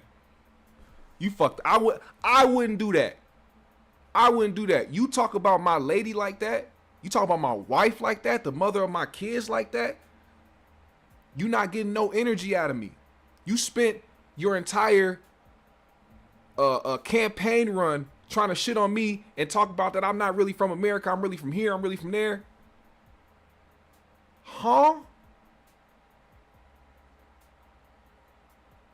And then that brings up an even deeper point. The type of shit that'll blow your mind if you didn't even think about it. The fact that these two motherfuckers can sit next to each other, smile, laugh, kiki, and joke and all that type of shit lets you know that what they do to the public is on purpose. They spent all this time bashing each other, building narratives about each other, getting their followers to go against them, calling them, labeling them, all these type of things, only to end up laughing and talking to each other amongst each other while the world is trying to burn down behind the shit that they put out there for them. Which also proves the fact that all they are trying to do is manipulate the public to get them to do what the fuck they want. And then a dumb motherfucker will sit back and be like, no, they're just trying to show each other respect. They're just trying to be cool with each other. And they're just trying to, because they're in the same place, why do you want it to be awkward? Nah, fuck that shit. We on a world stage going back and forth with each other. You maliciously talking crazy about me and I'm maliciously talking crazy about you, only for the world to burn down behind us so we could sit back behind closed doors and laugh about the shit and count our motherfucking pockets. Get the fuck out of here. Fuck Barack and Trump, nigga. Fuck you talking about? I've been saying this shit since the beginning of this entire GMS show. I don't believe in none of these politicians. I don't believe in none of them. Niggas will sit up here and tell me I ain't doing my part by voting. These niggas don't care about your vote. These niggas don't care. They don't care about none of that. They care about being in the position of power to try to make things go the way they want it to go.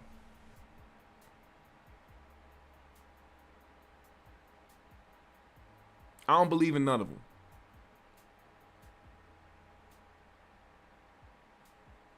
And anybody who feels so strongly about politics, leaning on one side or the other, you should see some shit like that and be concerned. Something like that, I would see and immediately become somebody in the middle. I'm not on either side because clearly what they've been saying, two wings on the same bird, is absolutely true.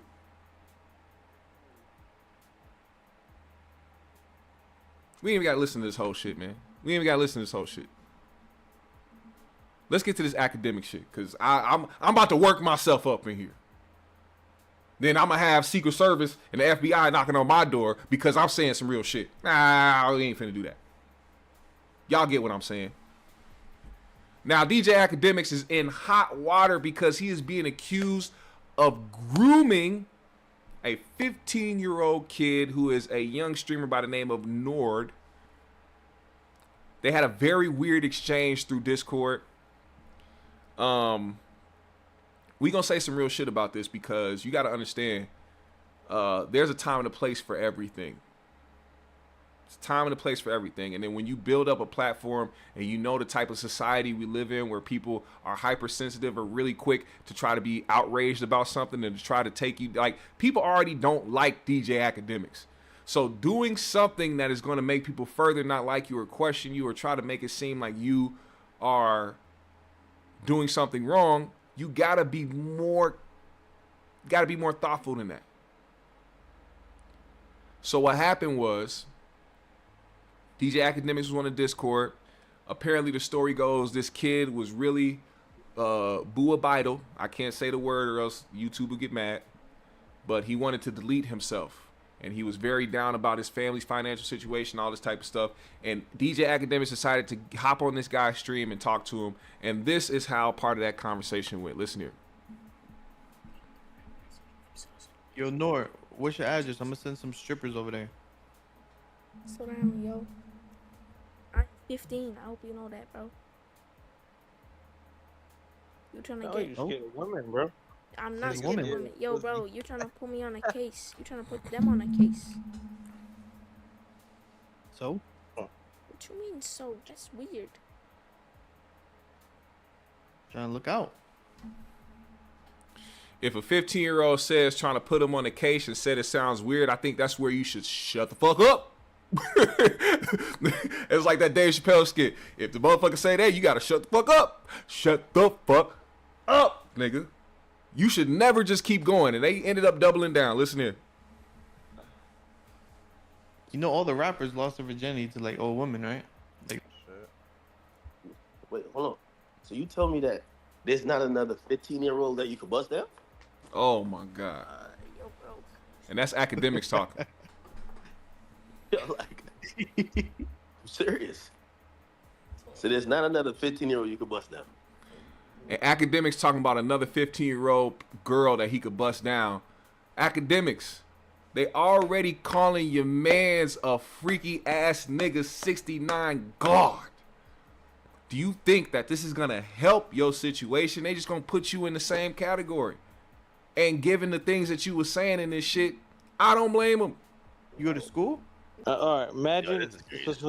So if you could do one of them sex changes and you could become a girl. No. And get pregnant. That's where he drew the line. He said no. Would you let Max get you pregnant? No. That would be If gay. he actually, And If Max said he wanted to try fucking a dude, would you let him fuck you? No. Bro. Why not? Why not? Why is Akademiks asking a 15-year-old boy this? Why is Akademiks asking a 15-year-old boy if a grown-ass man could ram him? I don't think in any context he would think that that's a good idea to do. But he did it. I wonder why. Yo, you can have. Wait. If I can't fuck you, I'm cutting you off. No, yo. Suppose he's like, yo, bro, listen, yo, you always wanted me to be next to you. Now I could be inside of you. Pause. Yo, I'm not gay. Nah, you said you suck a dick though. Yeah. Yeah, so Yeah. with it. Now it's pause, right? Heck, nigga, you drinking LeBron this year? What? Wait. Nora, would you drink a PBM juice? Hell yes. If PBM drops, if PBM drops a juice, I'm drinking it. What? I suppose he drops a milk flavored juice. You drink it? Yeah, his milk would probably be the better. No. Milk flavored juice? What are we talking about with your little ass? Nigga still drinking titty milk, nigga? Yo, if Max got a sister and she threw you the box, would you smash her? He already has a sister. Alright, if she threw you the box, would you smash her? No, because I'm 15. What that mean? She's above 18. Any grown-ass man pushing 40, hear a 15-year-old say I'm only 15 and he asks, what does that mean? That should bust red flags out the seams. I don't give a fuck what you were trying to do. They tried to say they was trolling. This is not trolling. I don't think they understand what trolling means. This is not trolling. This is you having a sexual conversation with an underage child. A 15-year-old child. What is trolling about that? Now, the reason why I said there's a time and a place for everything, because I'm gonna be honest. Us as men, we got little brothers or little cousins, and we trying to talk to them about trying to get with girls when they get older, or trying to get with girls, blah, blah, blah. That is something I feel like has been normal in life for grown adults who have family members or people that they're close to, and you just be like, oh, okay, you got a little girlfriend, oh, you out there doing a little something. Like, it's ways you can do that without sounding crazy or sounding like a creep or sounding like a PDF file. They could have been like, hey man, you out here getting some or what? You saving yourself because you 15? Boom. As soon as he said, yeah, I'm 15 years old, y'all should have cut the conversation there and switched the subject. The fact that y'all kept doubling down and trying to hone in on the conversation and kept continuously saying and referencing sexual things to this young 15-year-old boy is crazy. Crazy. And the response that Akademiks had to it was even more insane, because he is somebody who is also driven by his ego and the falsity that he's so larger than life due to who he is and what he's built as his platform, that he can't get canceled, or he can't be he can't face real scrutiny from certain people who are coming up beneath him or behind him. Pause. Instead of taking accountability, he decided to go on the attack, talking about how he don't need these streamers and he don't need to do that, and it's Big Ak and I did this, I built this platform. Nigga, had nothing to do with taking accountability for the weirdo actions that you displayed. And myself, I listen to Ak. But because you listen to somebody or a fan of somebody or like what they do, doesn't mean that they are exempt from criticism when they do some fuck shit. That's why niggas be over here all the time talking about I be hating on Corey, is because, nigga, I'm not a yes man. I'm not somebody that just because I'm a fan of yours, I'm gonna agree with everything or try to defend you at every corner. Niggas was looking crazy trying to defend this shit. But this is what happens when you have blind followers or cult followings or people that don't care what you do. They just gonna support you because you're their favorite streamer. You're their favorite person to watch on fucking YouTube or Twitch.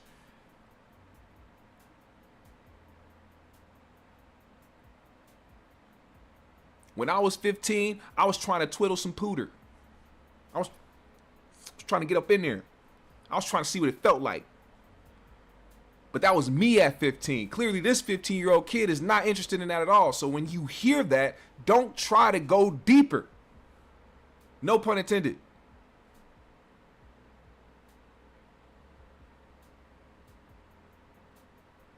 He deserves the scrutiny that he's getting for it. They're putting labels on him. They're calling him a groomer. They're calling him the same thing that they talking about with Drake. And you know what's funny about this whole situation? The crazy thing about this entire situation is that when it comes to Drake and them calling Drake a certain thing, they're not just calling him that blindly or don't think that there's something behind it just to call him it. There has been several instances that, once again, just like the people that are trying to defend Ak, try to do to defend Drake. There is nothing to defend when it comes to a grown-ass man on stage trying to kiss on a 17-year-old girl. She's underage.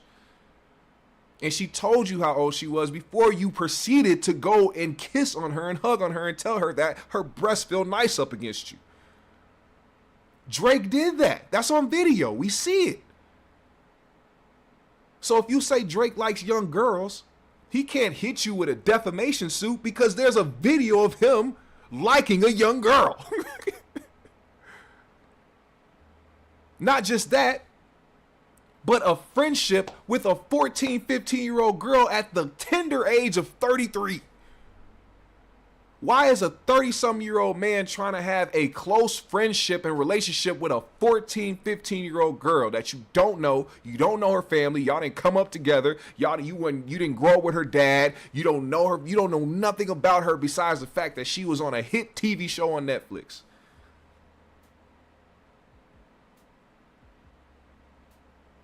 And you know what they defend? You know what they defend?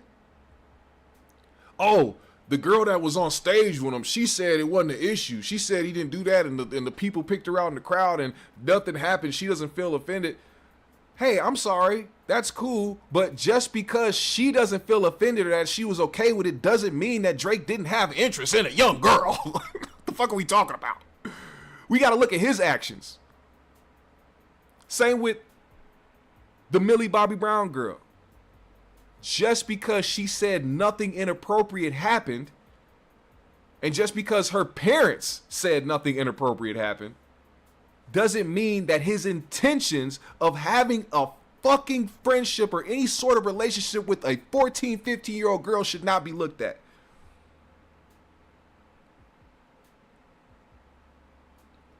The young girls that R. Kelly was messing with, their parents brought him over there too. So what y'all gonna say about those parents? Y'all didn't justify that? Y'all didn't say, well, the parents brought him there, so it's all good. No, y'all said the parents should get locked up too. What's the difference with Drake? Because you like his song? Because y'all niggas be dancing in the club? What are we talking about? What are we doing here? Something as simple as bringing up common sense and logic behind a situation. The girl said it wasn't no problem. She put out a statement. Cool. Now answer the question why Drake felt comfortable enough to do what he did on stage with a girl he knowingly knew was underage. Let's get to that. Let's not talk about her feeling comfortable or her saying that nothing happened. What was his intentions behind? Why did he feel comfortable doing that? Why didn't he say, oh, you underage, I'm sorry, you got to go. Let's get somebody up here who's 18 or over on stage so I can kiss on them and tell them they titties feel nice on my chest.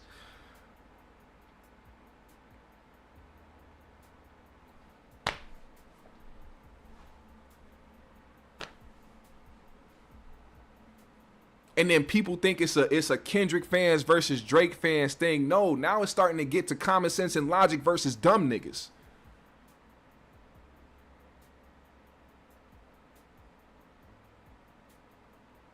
Then you got Ak in this situation that he's in right now, and people defending his actions because they like him. And what's even worse is, I'm gonna skip this guy. He's just gonna talk about the same thing. Akademiks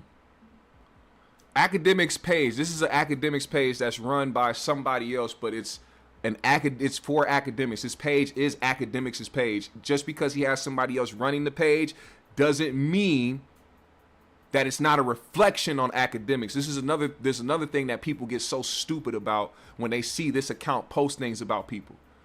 Oh, Ak doesn't even run that account. It's Akademiks' account, whether or not he runs it or not. He made the choice of who runs it. He hired that person, and he pays this person to do it.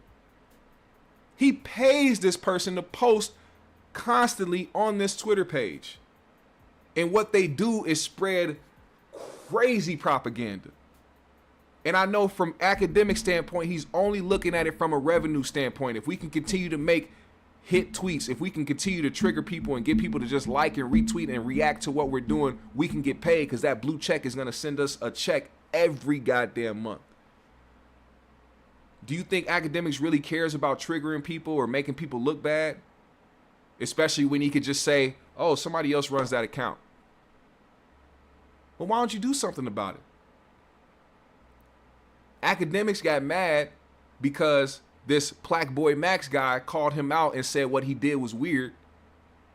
Instead of calling Akademiks, I don't know why he would have called Akademiks to talk about it when everything that happened publicly.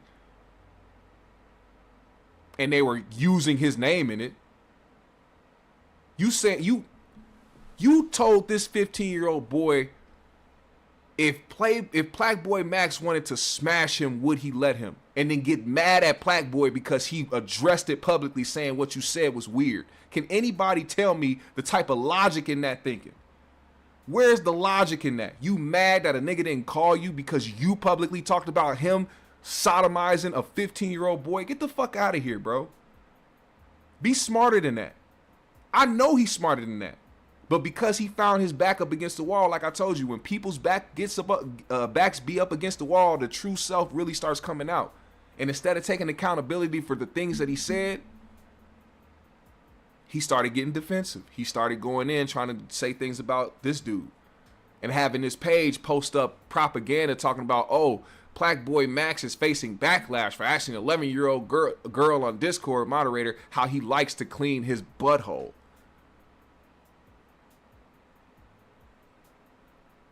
Then went on.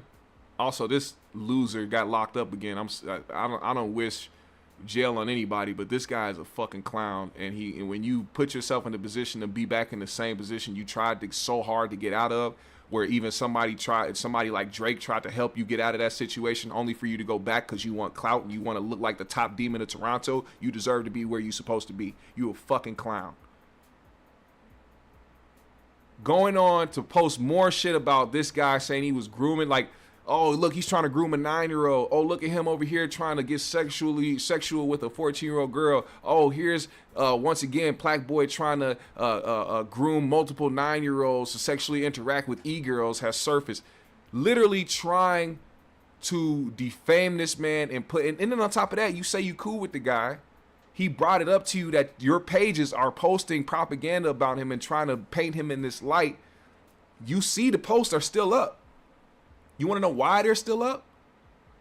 Because Akademiks really is mad that this nigga called him out publicly. And because he can't face the scrutiny alone. He can't face the backlash alone. So he has to feel like somebody else is catching heat for him to feel a little bit okay. But that didn't even happen. There's no backlash. There's no people out here being outraged at these old clips or these old videos or screen recordings that he's posting up.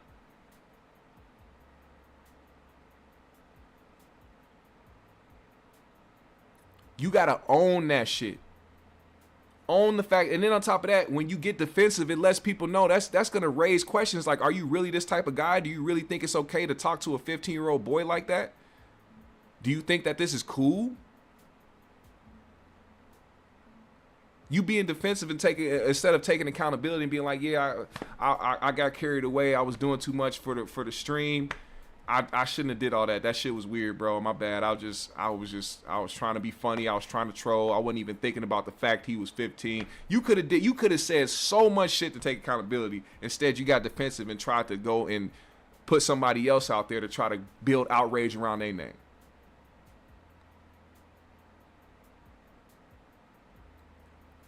And also, one thing I do want to point out, this is the difference. This is how he became humble, because he did end up apologizing and taking accountability on the stream. He would have never did that if this was a situation where he was going at a rapper and the rapper was going at him, because he feels like he's in a position where nobody could say shit to him. He's in a position where if a rapper came at him like a Meek Mill, all he could say is, I got more money than you. I control your career. I destroyed your career. I made you lose millions. You ain't shit. He can go at a Freddie Gibbs, be like, yeah, I tried to convince your baby mom to name your kid after me. I was going to give her $5,000. He can go all day and try to manipulate his followers into believing that he's the type of guy that just is so lit and so out here to where he's untouchable, or that he ain't got shit to worry about and he's just top dog, to the point where he forgot that he's in the realm of streamers. And people like Kai Cenat, people like Aiden Ross, people like Black Boy Max, people like Duke Dennis, people that are out here doing these URL streams that got millions of followers and make millions of dollars a day, they don't necessarily give a fuck about act like that, because they all in the same playing field. And on top of that, their fan bases, if they wanted to, could try to destroy Akademiks, because that's all they've been doing on every single one of his social media platforms, from his Twitter to his Instagram to his YouTube, and now he just got banned from Twitch today.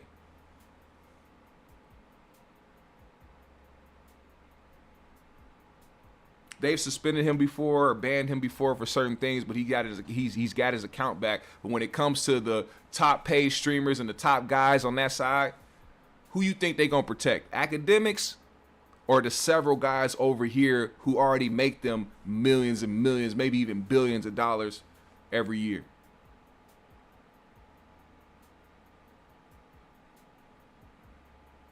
These organizations really don't care about you.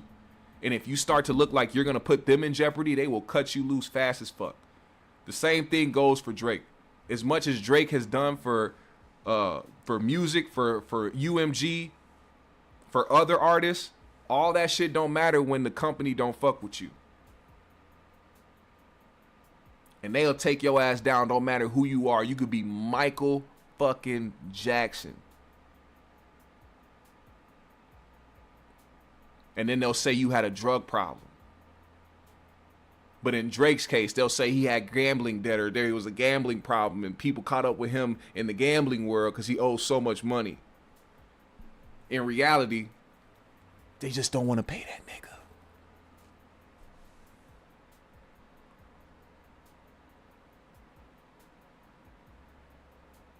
Oh, we killing it today, man. I didn't realize we 2 hours in. We got a couple more things to get to, man. We got a couple more things to get to. Let's get to my like section. Now, this is the part of the show where we look at the like section of my Twitter.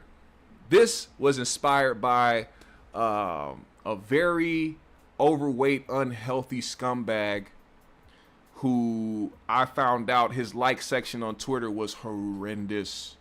Horrendous. And if you want to know who I'm talking about, you're going to have to do some of your research, man. Some of the chat knows who I'm talking about. But I digress. I wanted to do a segment where I show the likes section in my Twitter because I like a lot of things on my Twitter, whether it be funny, informative, or just something that can be eye-opening. And what I'm going to do for you guys today, the first thing I want to share with you guys is an ether. We have these two congressmen here, Senator Tim Kaine, going at another politician for using woke as a way to try to destroy poverty-stricken families. We all know what woke means now to a lot of white people out here that use the term. How they love to twist it. They love to take the terms that black people use for empowerment and minimize it and decrease the meaning of it because they want it to mean what they want it to mean to push their own narratives. We all knew what woke meant before they took the term and started using it for themselves to demonize black people and to scrutinize a side of politics that they didn't like.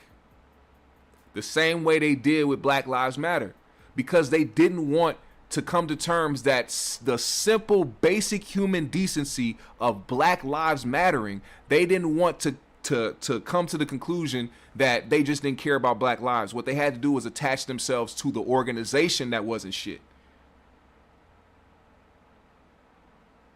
They specifically focused on the organization to the point where they disseminated the meaning. I know a lot of y'all never gave a fuck about the organization. Y'all only cared about Black lives. That's why I never stopped saying it. I wasn't saying it for the organization.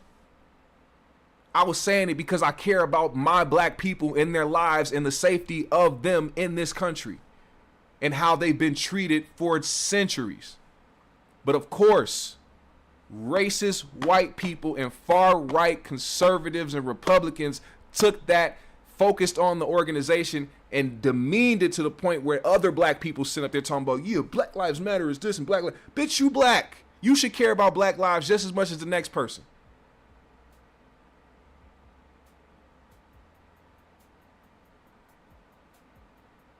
Same with the woke term.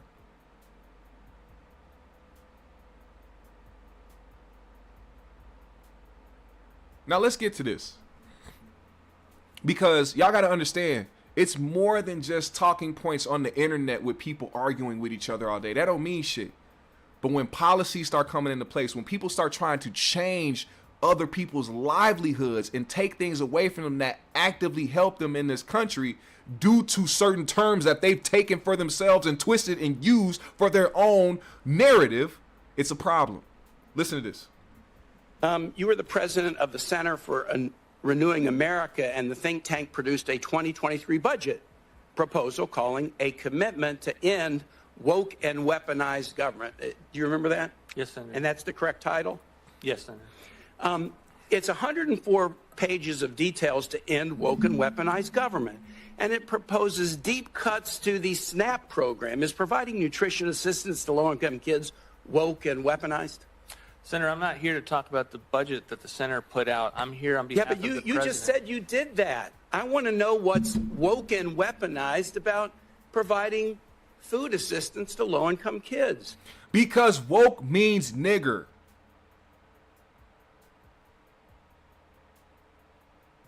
Any objection in the crowd? Any objection in the chat? Anybody?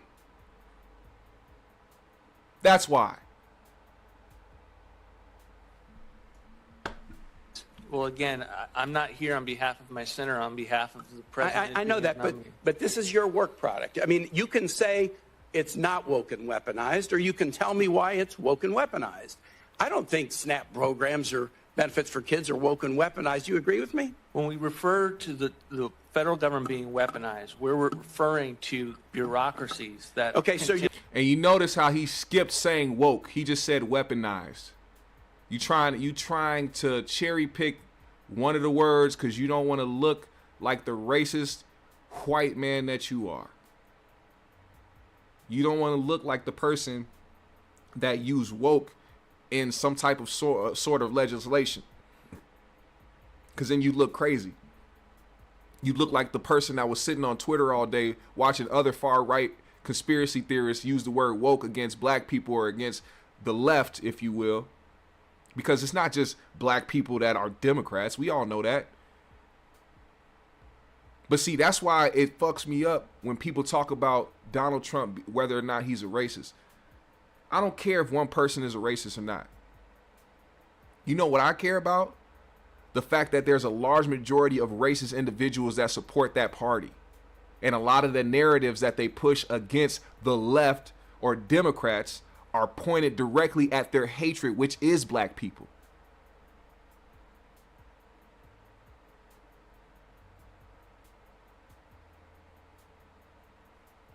Let's finish this up.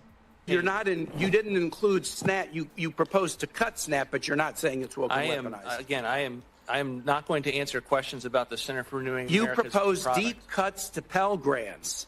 Is helping kids pay for college and helping their families, is that woke and weaponized? Again, I'm not here to defend the Center for Renewing America's I get it budget. that you're not here to defend that work product, and I'm going to understand why. You propose deep cuts to Medicaid for millions of low-income families. Why is that woke and weaponized? You propose undermining health insurance. Why is that woke and weaponized? Eliminating tenant-based rental assistance. Why is that woke and weaponized? Eliminating the low-income housing energy assistance program. This was all in your document about ending woke and weaponized government. Okay, let's see. We want to traumatize federal employees, and then we want to take all these programs that help everyday people who are struggling and cut them because they're woke and weaponized. Those are your words, not mine. From the fullness of the heart, the mouth speaks. Hey, I want to use that. Use this next time you get in the argument with your girl and you make a good point and you say something that she said. Like if you say she said something, she's like, I didn't say that. This is what you got to say next time. Those are your words, not mine.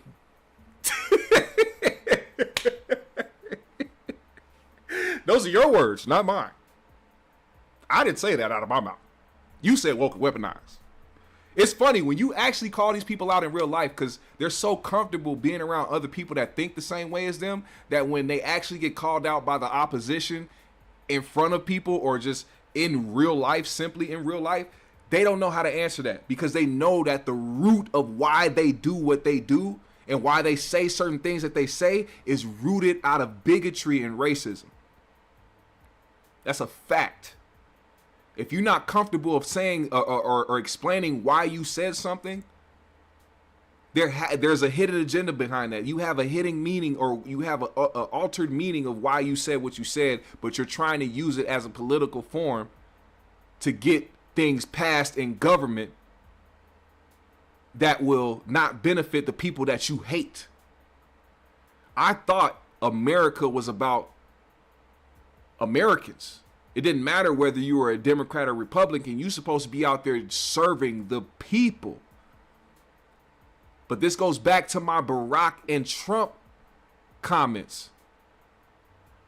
Barack Obama, Donald Trump sat up there saying all types of shit about each other, getting the left and the right to think all these things about them, fight amongst each other, only to be sitting up there laughing and kikiing and fist bumping and smiling real cheesy.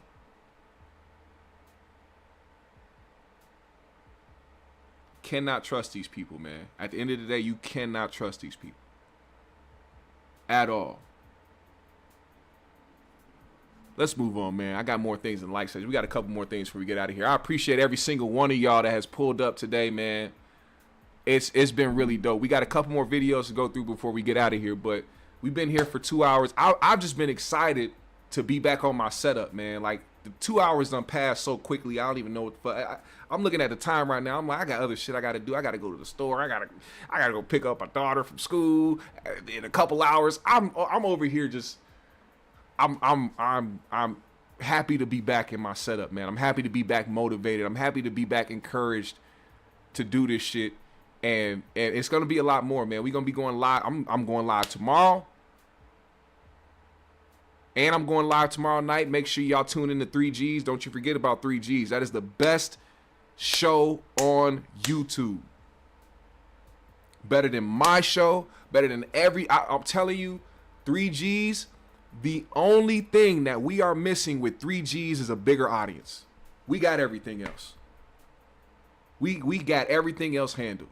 The only thing we missing is a bigger audience. So all we ask from y'all is to just pull up and share it. Let y'all people know. Do y'all have friends? Do you niggas have friends? When we go live, share this link to y'all peoples, man.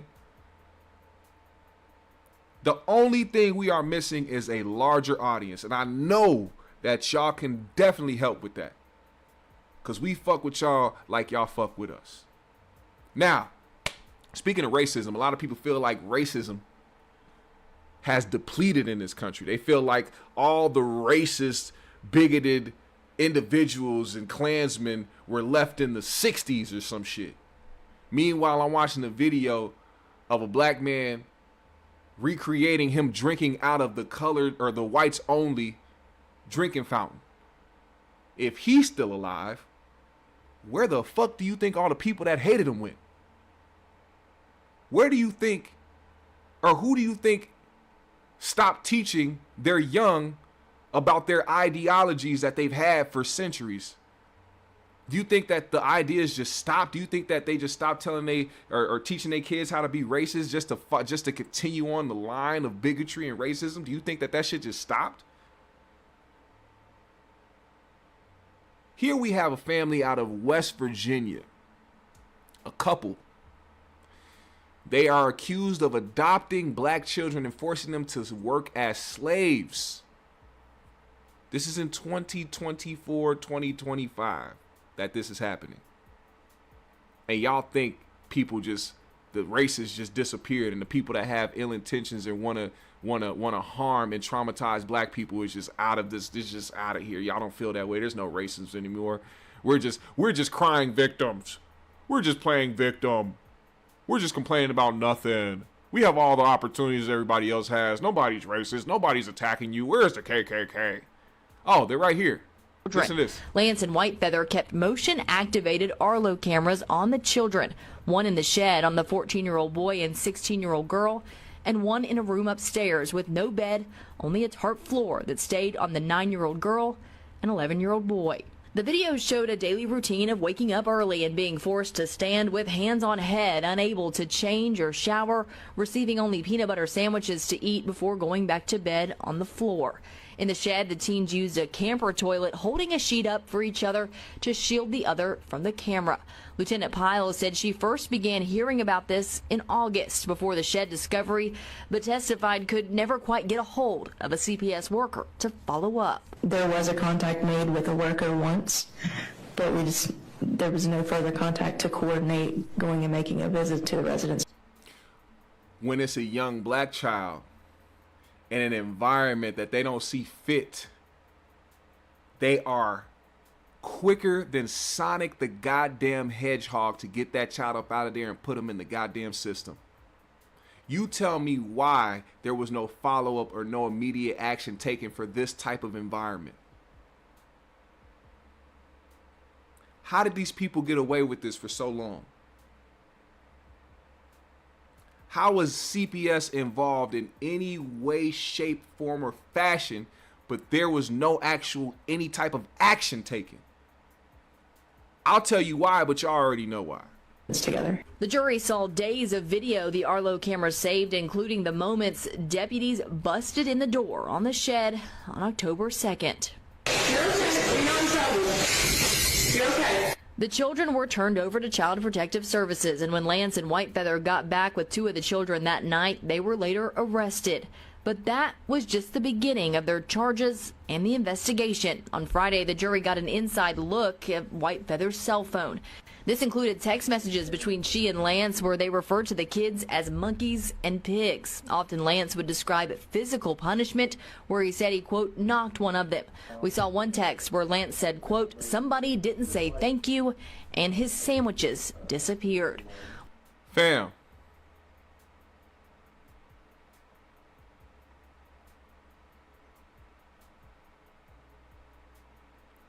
I'm about to get mad as fuck.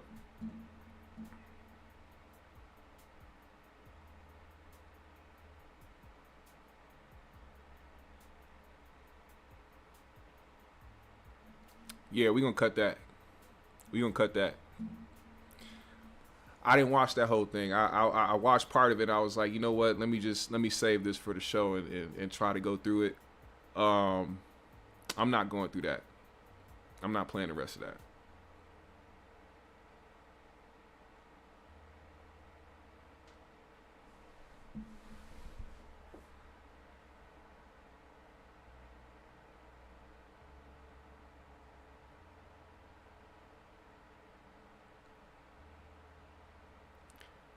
That's the type of shit where the only thing on the table for these people should be life with no parole.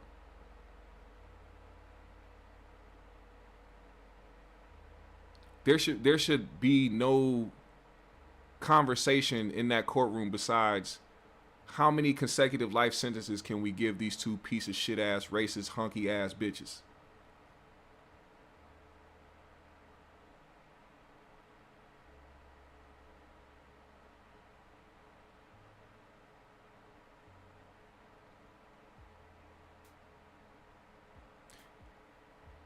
And it's crazy because you'll have people on a certain side be like, well, you know, they love to use a few bad apples terms when we talk about police officers and how they mistreat black people and how they, you know, extra police black people in their communities and treat them horribly. Oh, there's a few bad apples.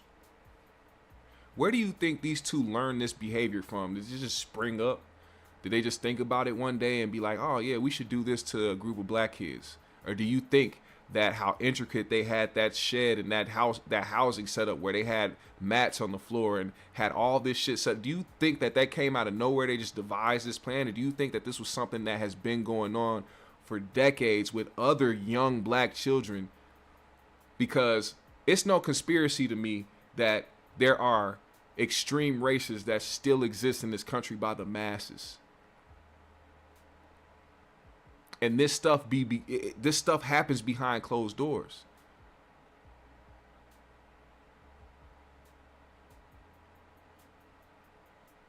And they were able to get away with it for so long before they were taken down. Hey man, I hope both of them burn in hell. I hope his first night in prison, they take all his manhood away. I hope, speaking of sandwiches, I hope they give this nigga cock meat sandwiches for his entire stint in that motherfucker. You talking about taking sandwiches away. Oh, they gonna give you a sandwich in that motherfucker. They gonna sandwich you the fuck up.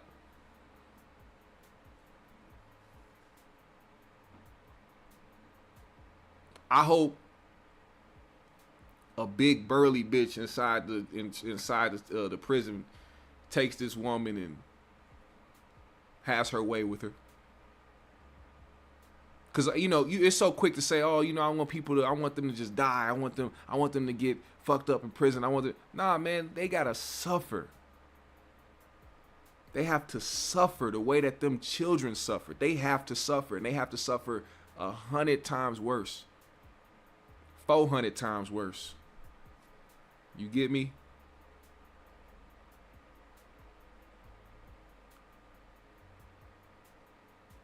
Can't handle it, man. I don't know.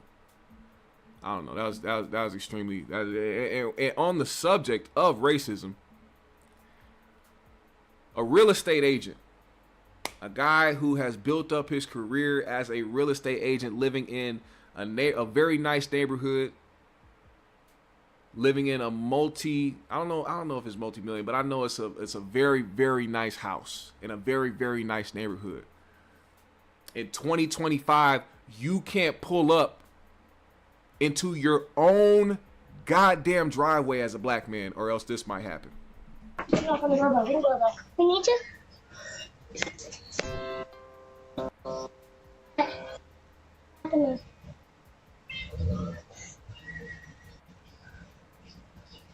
What's going on?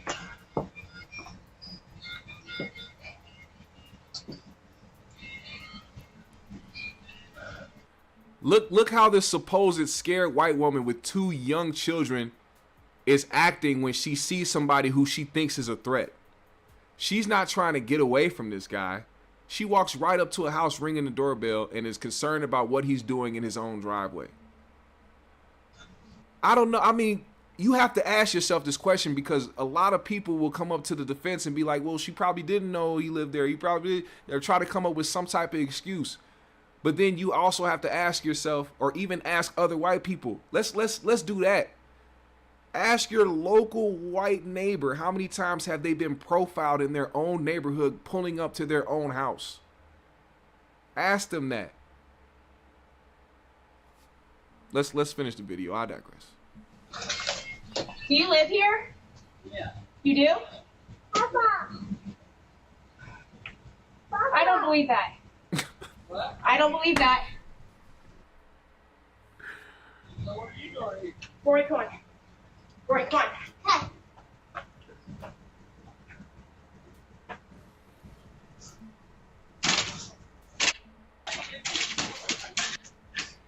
Do you see how erratic this dumb motherfucker is being?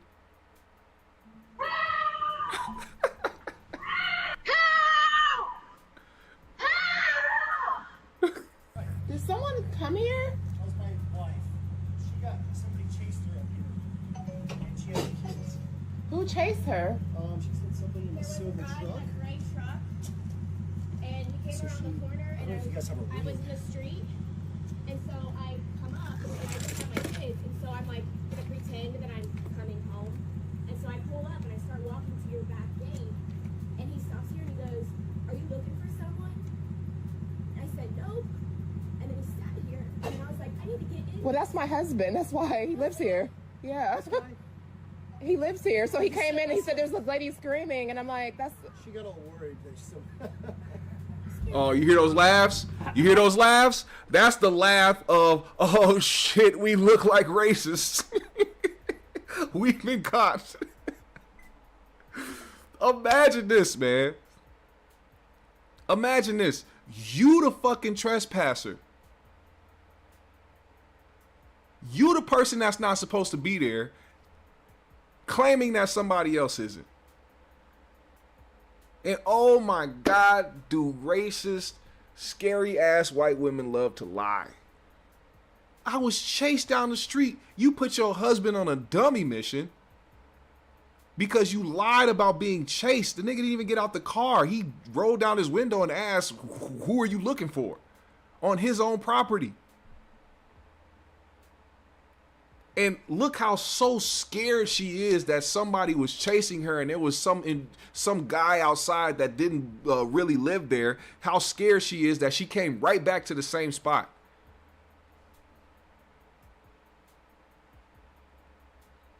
Do you want to know? I feel like, you know what? Let me just finish the video. How? How did he scare you though?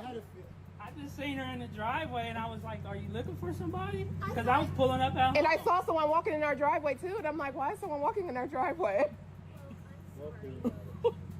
What? She said that someone was following her, so you were walking from there? You came this way, didn't you? No, I came down this street right here. Yeah. And I was riding slow because I'm looking at our Christmas lights. Well, you just have to understand my point of view. Being by myself with 2 kids, I just saw a car coming, and so I was like, oh, it scared me, and so I just pulled up here. How? Listen to that explanation. I'm sorry I keep stopping it, but the bitch sounds stupid the more she fucking talks. Imagine how I feel when I'm walking with my kids and I just see a car pulling up behind me. You're in a fucking neighborhood, you dumb bitch. A car is supposed to be driving through a neighborhood. Tell him the reason why you actually felt the way that you felt.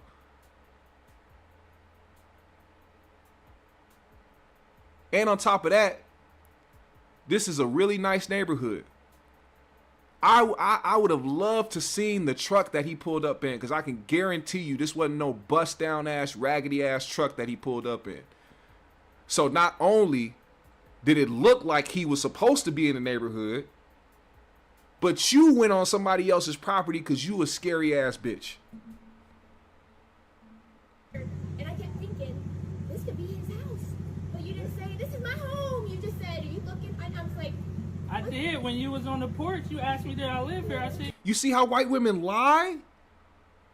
This is how niggas die. Because white women lie. How you gonna sit there and say this? Listen. I kept thinking, this could be his house. But you didn't say, this is my home. You just said, are you looking? And I was like, How many people pull up to their house and have to scream out to their neighbors, this is my home? Fucking stupid ass, racist ass bitch. You lied. Because you literally asked him on video, does he live there? right, come on. Look. I don't believe that. Here? Do you live here? Yeah. You do? Papa. I don't believe that.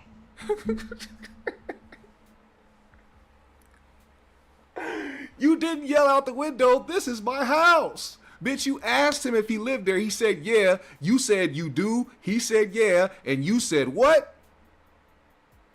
I don't believe you. Oh, my God. Typical white woman here. Then she goes on the internet to try to talk about it. Look at the white tears just flow. White tear. White. So I want to jump on here. White women tears move mountains. White women's tears move mountains, but this time they didn't move shit. Because my Facebook is public, and for those of you guys who are telling me that I owe a public apology, You do, bitch. one, I will not apologize for making any sort of racist remark. You are completely in the wrong, and the first thing you start out with is talking about what you won't apologize for. That is the reason why I won't continue to play this video, because you're not remorseful about anything. You're not sorry about anything. You're sorry that this shit went viral and that people are on your ass for the type of person that you are. And then on top of that, they love to say, I'm not a racist person. I don't have a racist bone in my body. What the fuck does a racist bone look like, bitch? I ain't never seen a racist bone in my life. What the fuck does a racist bone look like? Last time I checked, it was an ideology. It was a way of life for you niggas. It had nothing to do with your bone structure. Goofy ass.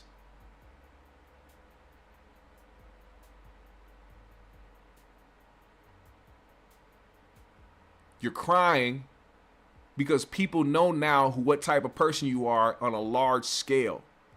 It can't just stay in your household with you and your bitch ass husband and your punk ass kids who you raise and do the same thing. Them little girls sitting there watching you do this shit. Do you think that they're going to see the ramification of this instance, or are they just going to see the fact that they mom freaked out from a nigga pulling up into his own driveway? They're going to have the same ideas that you had when they get older and they see a black man pull up to his house that he paid for, that he worked hard for, and start screaming and asking him if that's where he lives, or does he really live there? You the trespasser, bitch.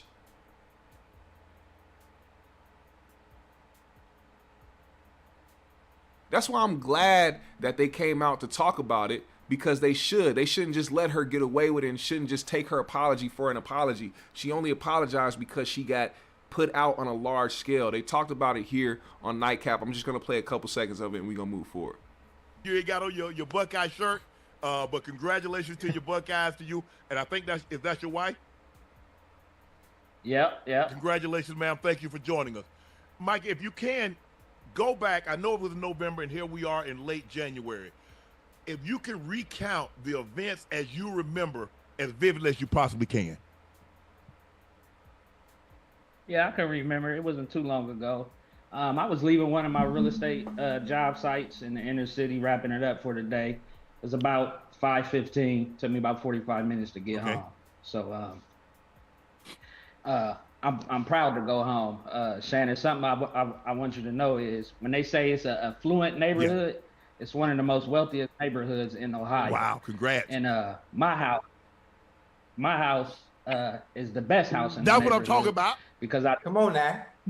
I designed it from scratch.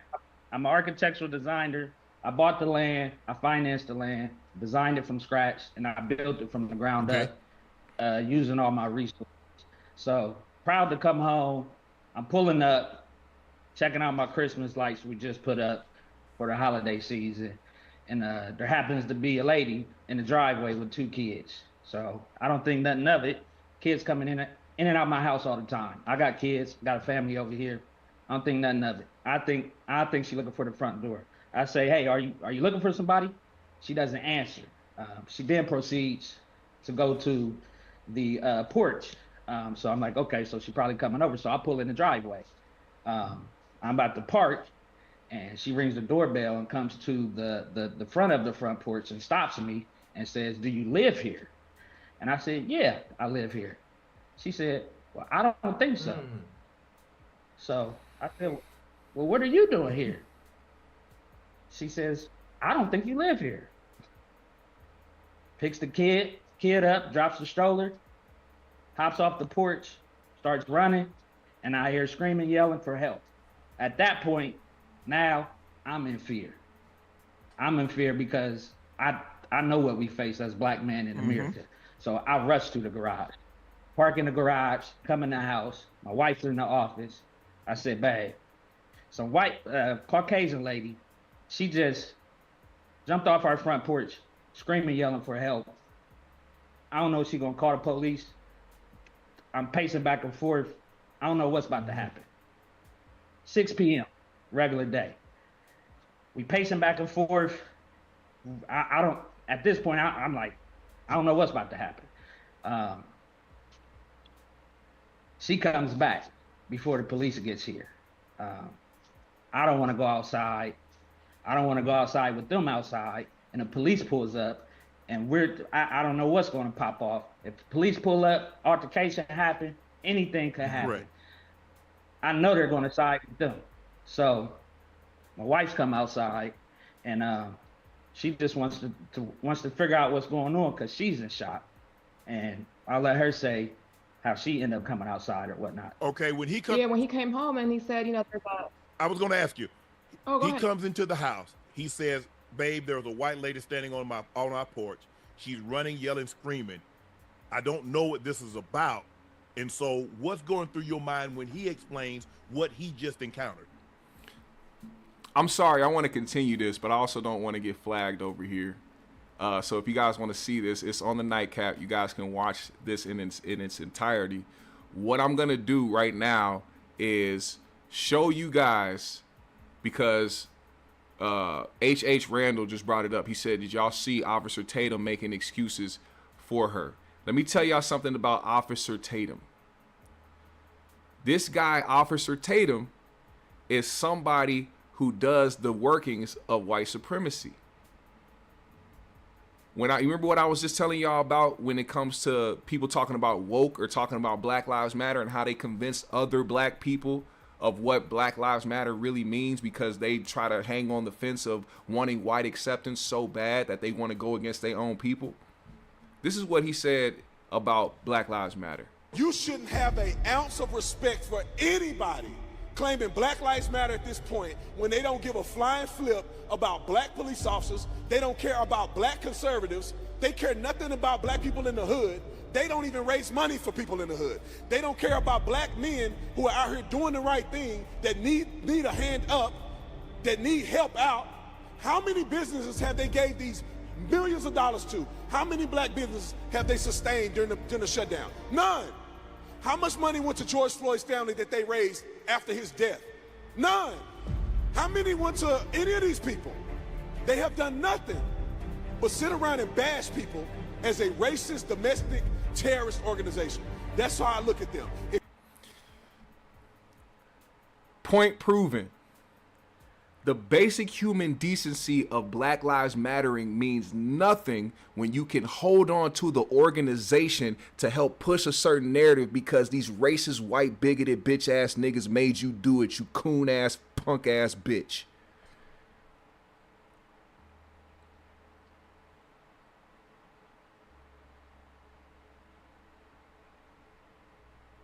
Then you have other black people listen like, well, he's making a point about the organization. How many times do niggas have to tell you they don't give a fuck about the organization? Then you talking about what you could have did, what they could have did for the hood, what they could have did for George Floyd, what they could have did for this and inner city black kids or black conservatives or black. What the fuck are you doing besides sitting back complaining, trying to spread narratives and trying to cause more division between people, you goofy ass nigga?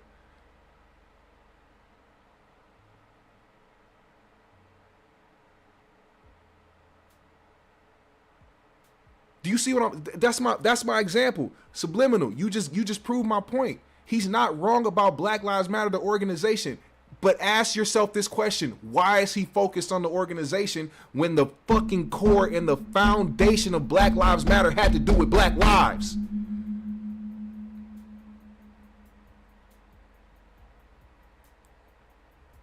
Black Lives Matter hasn't been a thing as long as the KKK, but guess what? They both became a terrorist organization claimed by the FBI or whoever they want to claim it by. Black Lives Matter, the organization, was labeled a terrorist organization before the KKK ever was. Think about that. An actual group that went out to terrorize people that weren't white American individuals, killing them, berating them, beating them, was not considered a terrorist organization until recent times. Over the last 3 years of life. So once again, ask yourself why these people are only focused on the organization and not the basic human decency of a black life mattering. They don't matter so much that y'all niggas negate that shit and only talk about the organization to continue to demonize black people. Because they're not just focusing on the organization, they're focused on the black people that support Black Lives Matter. So you don't even have to fuck with the organization. You could just say Black Lives Matter and the motherfucker will say, hey, you're supporting a Marxist group and you're supporting people that don't even support you and they made billion dollars off you guys. Huh? Stick to the subject.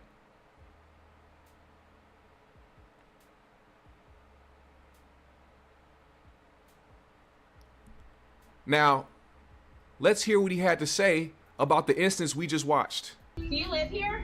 Yeah. You do? What? I don't believe that. I seen it with my own eyes, and I know it. I know the racial dynamic. Right.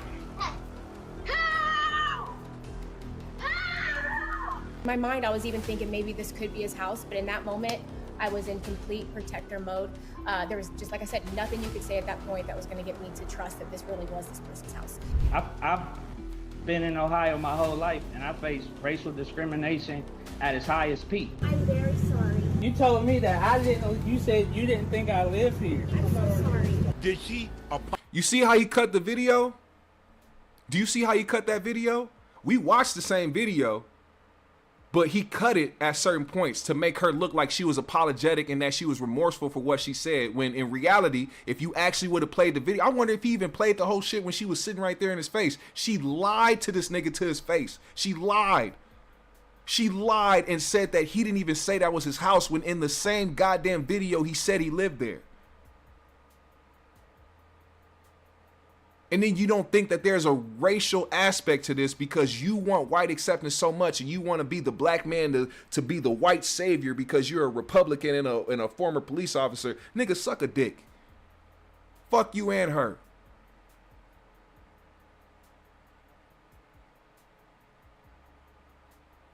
Trying to cut the video to try to make this man seem like he's playing the victim, talking about racial discrimination when he literally was racially discriminated in his own fucking house. I bet you he didn't try to say that that woman was a trespass. She don't even know that family. But she walked up into their driveway, into their front porch, unwarranted. Wasn't asked to be, don't know these people, but you came up there ringing the doorbell and on their property talking about another nigga don't live there who lived there. You tell me what that looks like. Talking about there was nothing that he could have said at that point that would make me feel like he lived there. Why? He didn't do shit to you. That man didn't follow you. That man didn't intimidate you. He didn't cuss you out. He didn't say nothing foul to you. He asked who are you looking for? You asked him if he lived there. He said, yeah. You said, I don't believe you. And this is the perfect example of what these type of black individuals who lean on one side will try to do to try to help push the racist, bigoted, white supremacist narrative that a lot of people be doing. Like they don't even see it because they yearn for white acceptance. And it's disgusting. And it's shameful.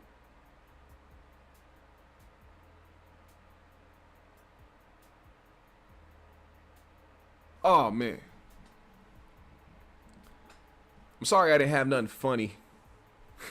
Sorry I didn't have nothing funny to post in my like section. Today we had to keep it real. Today we had to talk about some shit. Today we had to really, really come back together as a people today on the GMS show. And we had to make sure that today's episode was fire.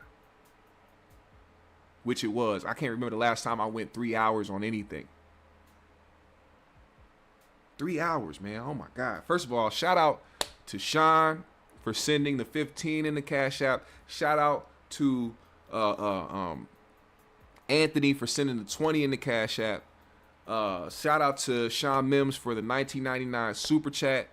Shout out to the GMS fan for supporting, man. Make sure y'all hit the like button on the way out. Follow me on my socials. I follow everybody back. My Instagram is booked up right now. I don't know what's going on. I can't read my messages. I can't see the people that watch my story. I can't go to my likes to see what the videos are doing. Something is happening with my shit. I gotta either delete the app or restart it, or maybe I have to update it. I think I gotta update my Instagram app. I think I gotta update, but I can't see none in there right now. But as soon as I do, I'll get to the people that have been supporting and all types of shit, and I'll keep on track with that. But it's something going on my Instagram. But either way, follow me on my socials. I'll follow everybody back. If you want to support the GMS show in a big way, man, you can donate to the Cash App, man. That is in the description below. Go ahead and click on the description. You can see the Cash App name there. There's a link tree to go straight to it, or you can send a super chat, or you can just hit the like button and share this to your social medias and to your peoples, man. Let them know where to pull up to, man. GMS Family Green Room, I'm so happy I got my music back. I'm so glad I got my program back. I'm so glad that I can actually display these things for y'all the right way. Right, he said, the crazy bitch hacked me. Hacked my whole shit. I think I did something to violate something recently. Cause they restrict you when you violate certain things. But either way, I'll get back to it. GMS Fan of Green Room, put a GMS in the chat. I'ma shout y'all out. Also shout out where y'all live, man. I want to know where y'all tuning in from, man. All 100. I don't even know how many people are in here, man.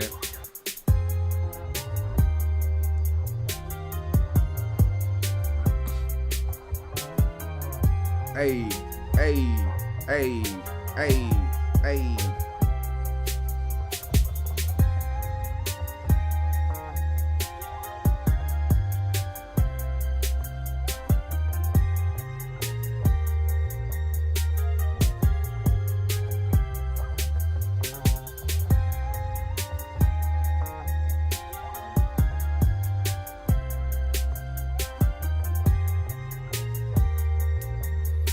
Hey. I see you, Subliminal Frequency in the building. Shout out to you. Shout out to Golden Radio Hour calling in or tuning in from Seattle. Glittery Bubbles is in the building. Money Mara is in the building. H.H. Randall's in the building, straight from Wilmington. My guy King Lukey repping Minnesota in this bitch. Subliminal Frequency repping Richmond, VA in this motherfucker, man. Shout out to my motherfucking guy, Toke Chance Podcast, tuning in from Forest City, Arkansas, man. I see you, C-Mo, straight from LA. Hope y'all doing good out there, man. I hope y'all ain't ingesting too much smoke in that motherfucker, man. I'm not talking about Kush. You know what I'm saying? We sending the love and positivity and well wishes to y'all out there in LA, man. Glittery Bubbles. Shout out to you, West Palm Beach in the building. Ben Frank is here from the D. Shout out to Detroit, man. My Detroit GMS fam. Birmingham, Alabama's in the building. Shout out to C. Berry. I see you. Hey, I might do a stream. I'm gonna do a stream later tonight too. I'm gonna just be on here playing beats, man. So if y'all want to come back and enjoy and kick it with me, we just gonna talk about random stuff, and I'm gonna be playing beats and just kicking it with y'all, man. It's gonna be a little nice light stream. I just want to double up. I want to keep going and I want to get back in the groove, man. So you know what I'm saying? All y'all ain't gotta pull up. If you did, that'd be great. But if y'all fuck with me, man, if y'all GMS fan for real, I'm gonna see y'all later tonight as well. Damon Harris, I see you, brother. Justin Furlow from Austin, Texas. Appreciate you, family. GMS fam, the green room. I gotta get to shaking out this motherfucker, man. So I hope y'all enjoyed the show. Make sure that you also hit the comment section, man. All my GMS fam that participated in the live chat. Hey, man, go to that comment section. Go to that comment section. Go leave a comment. Let me know what you thought about the show. Let me know what your favorite part of the show was. Add in some more context as one of the subjects that you like the most. Whatever it is, just support, baby. GMS fam, the green room. We out.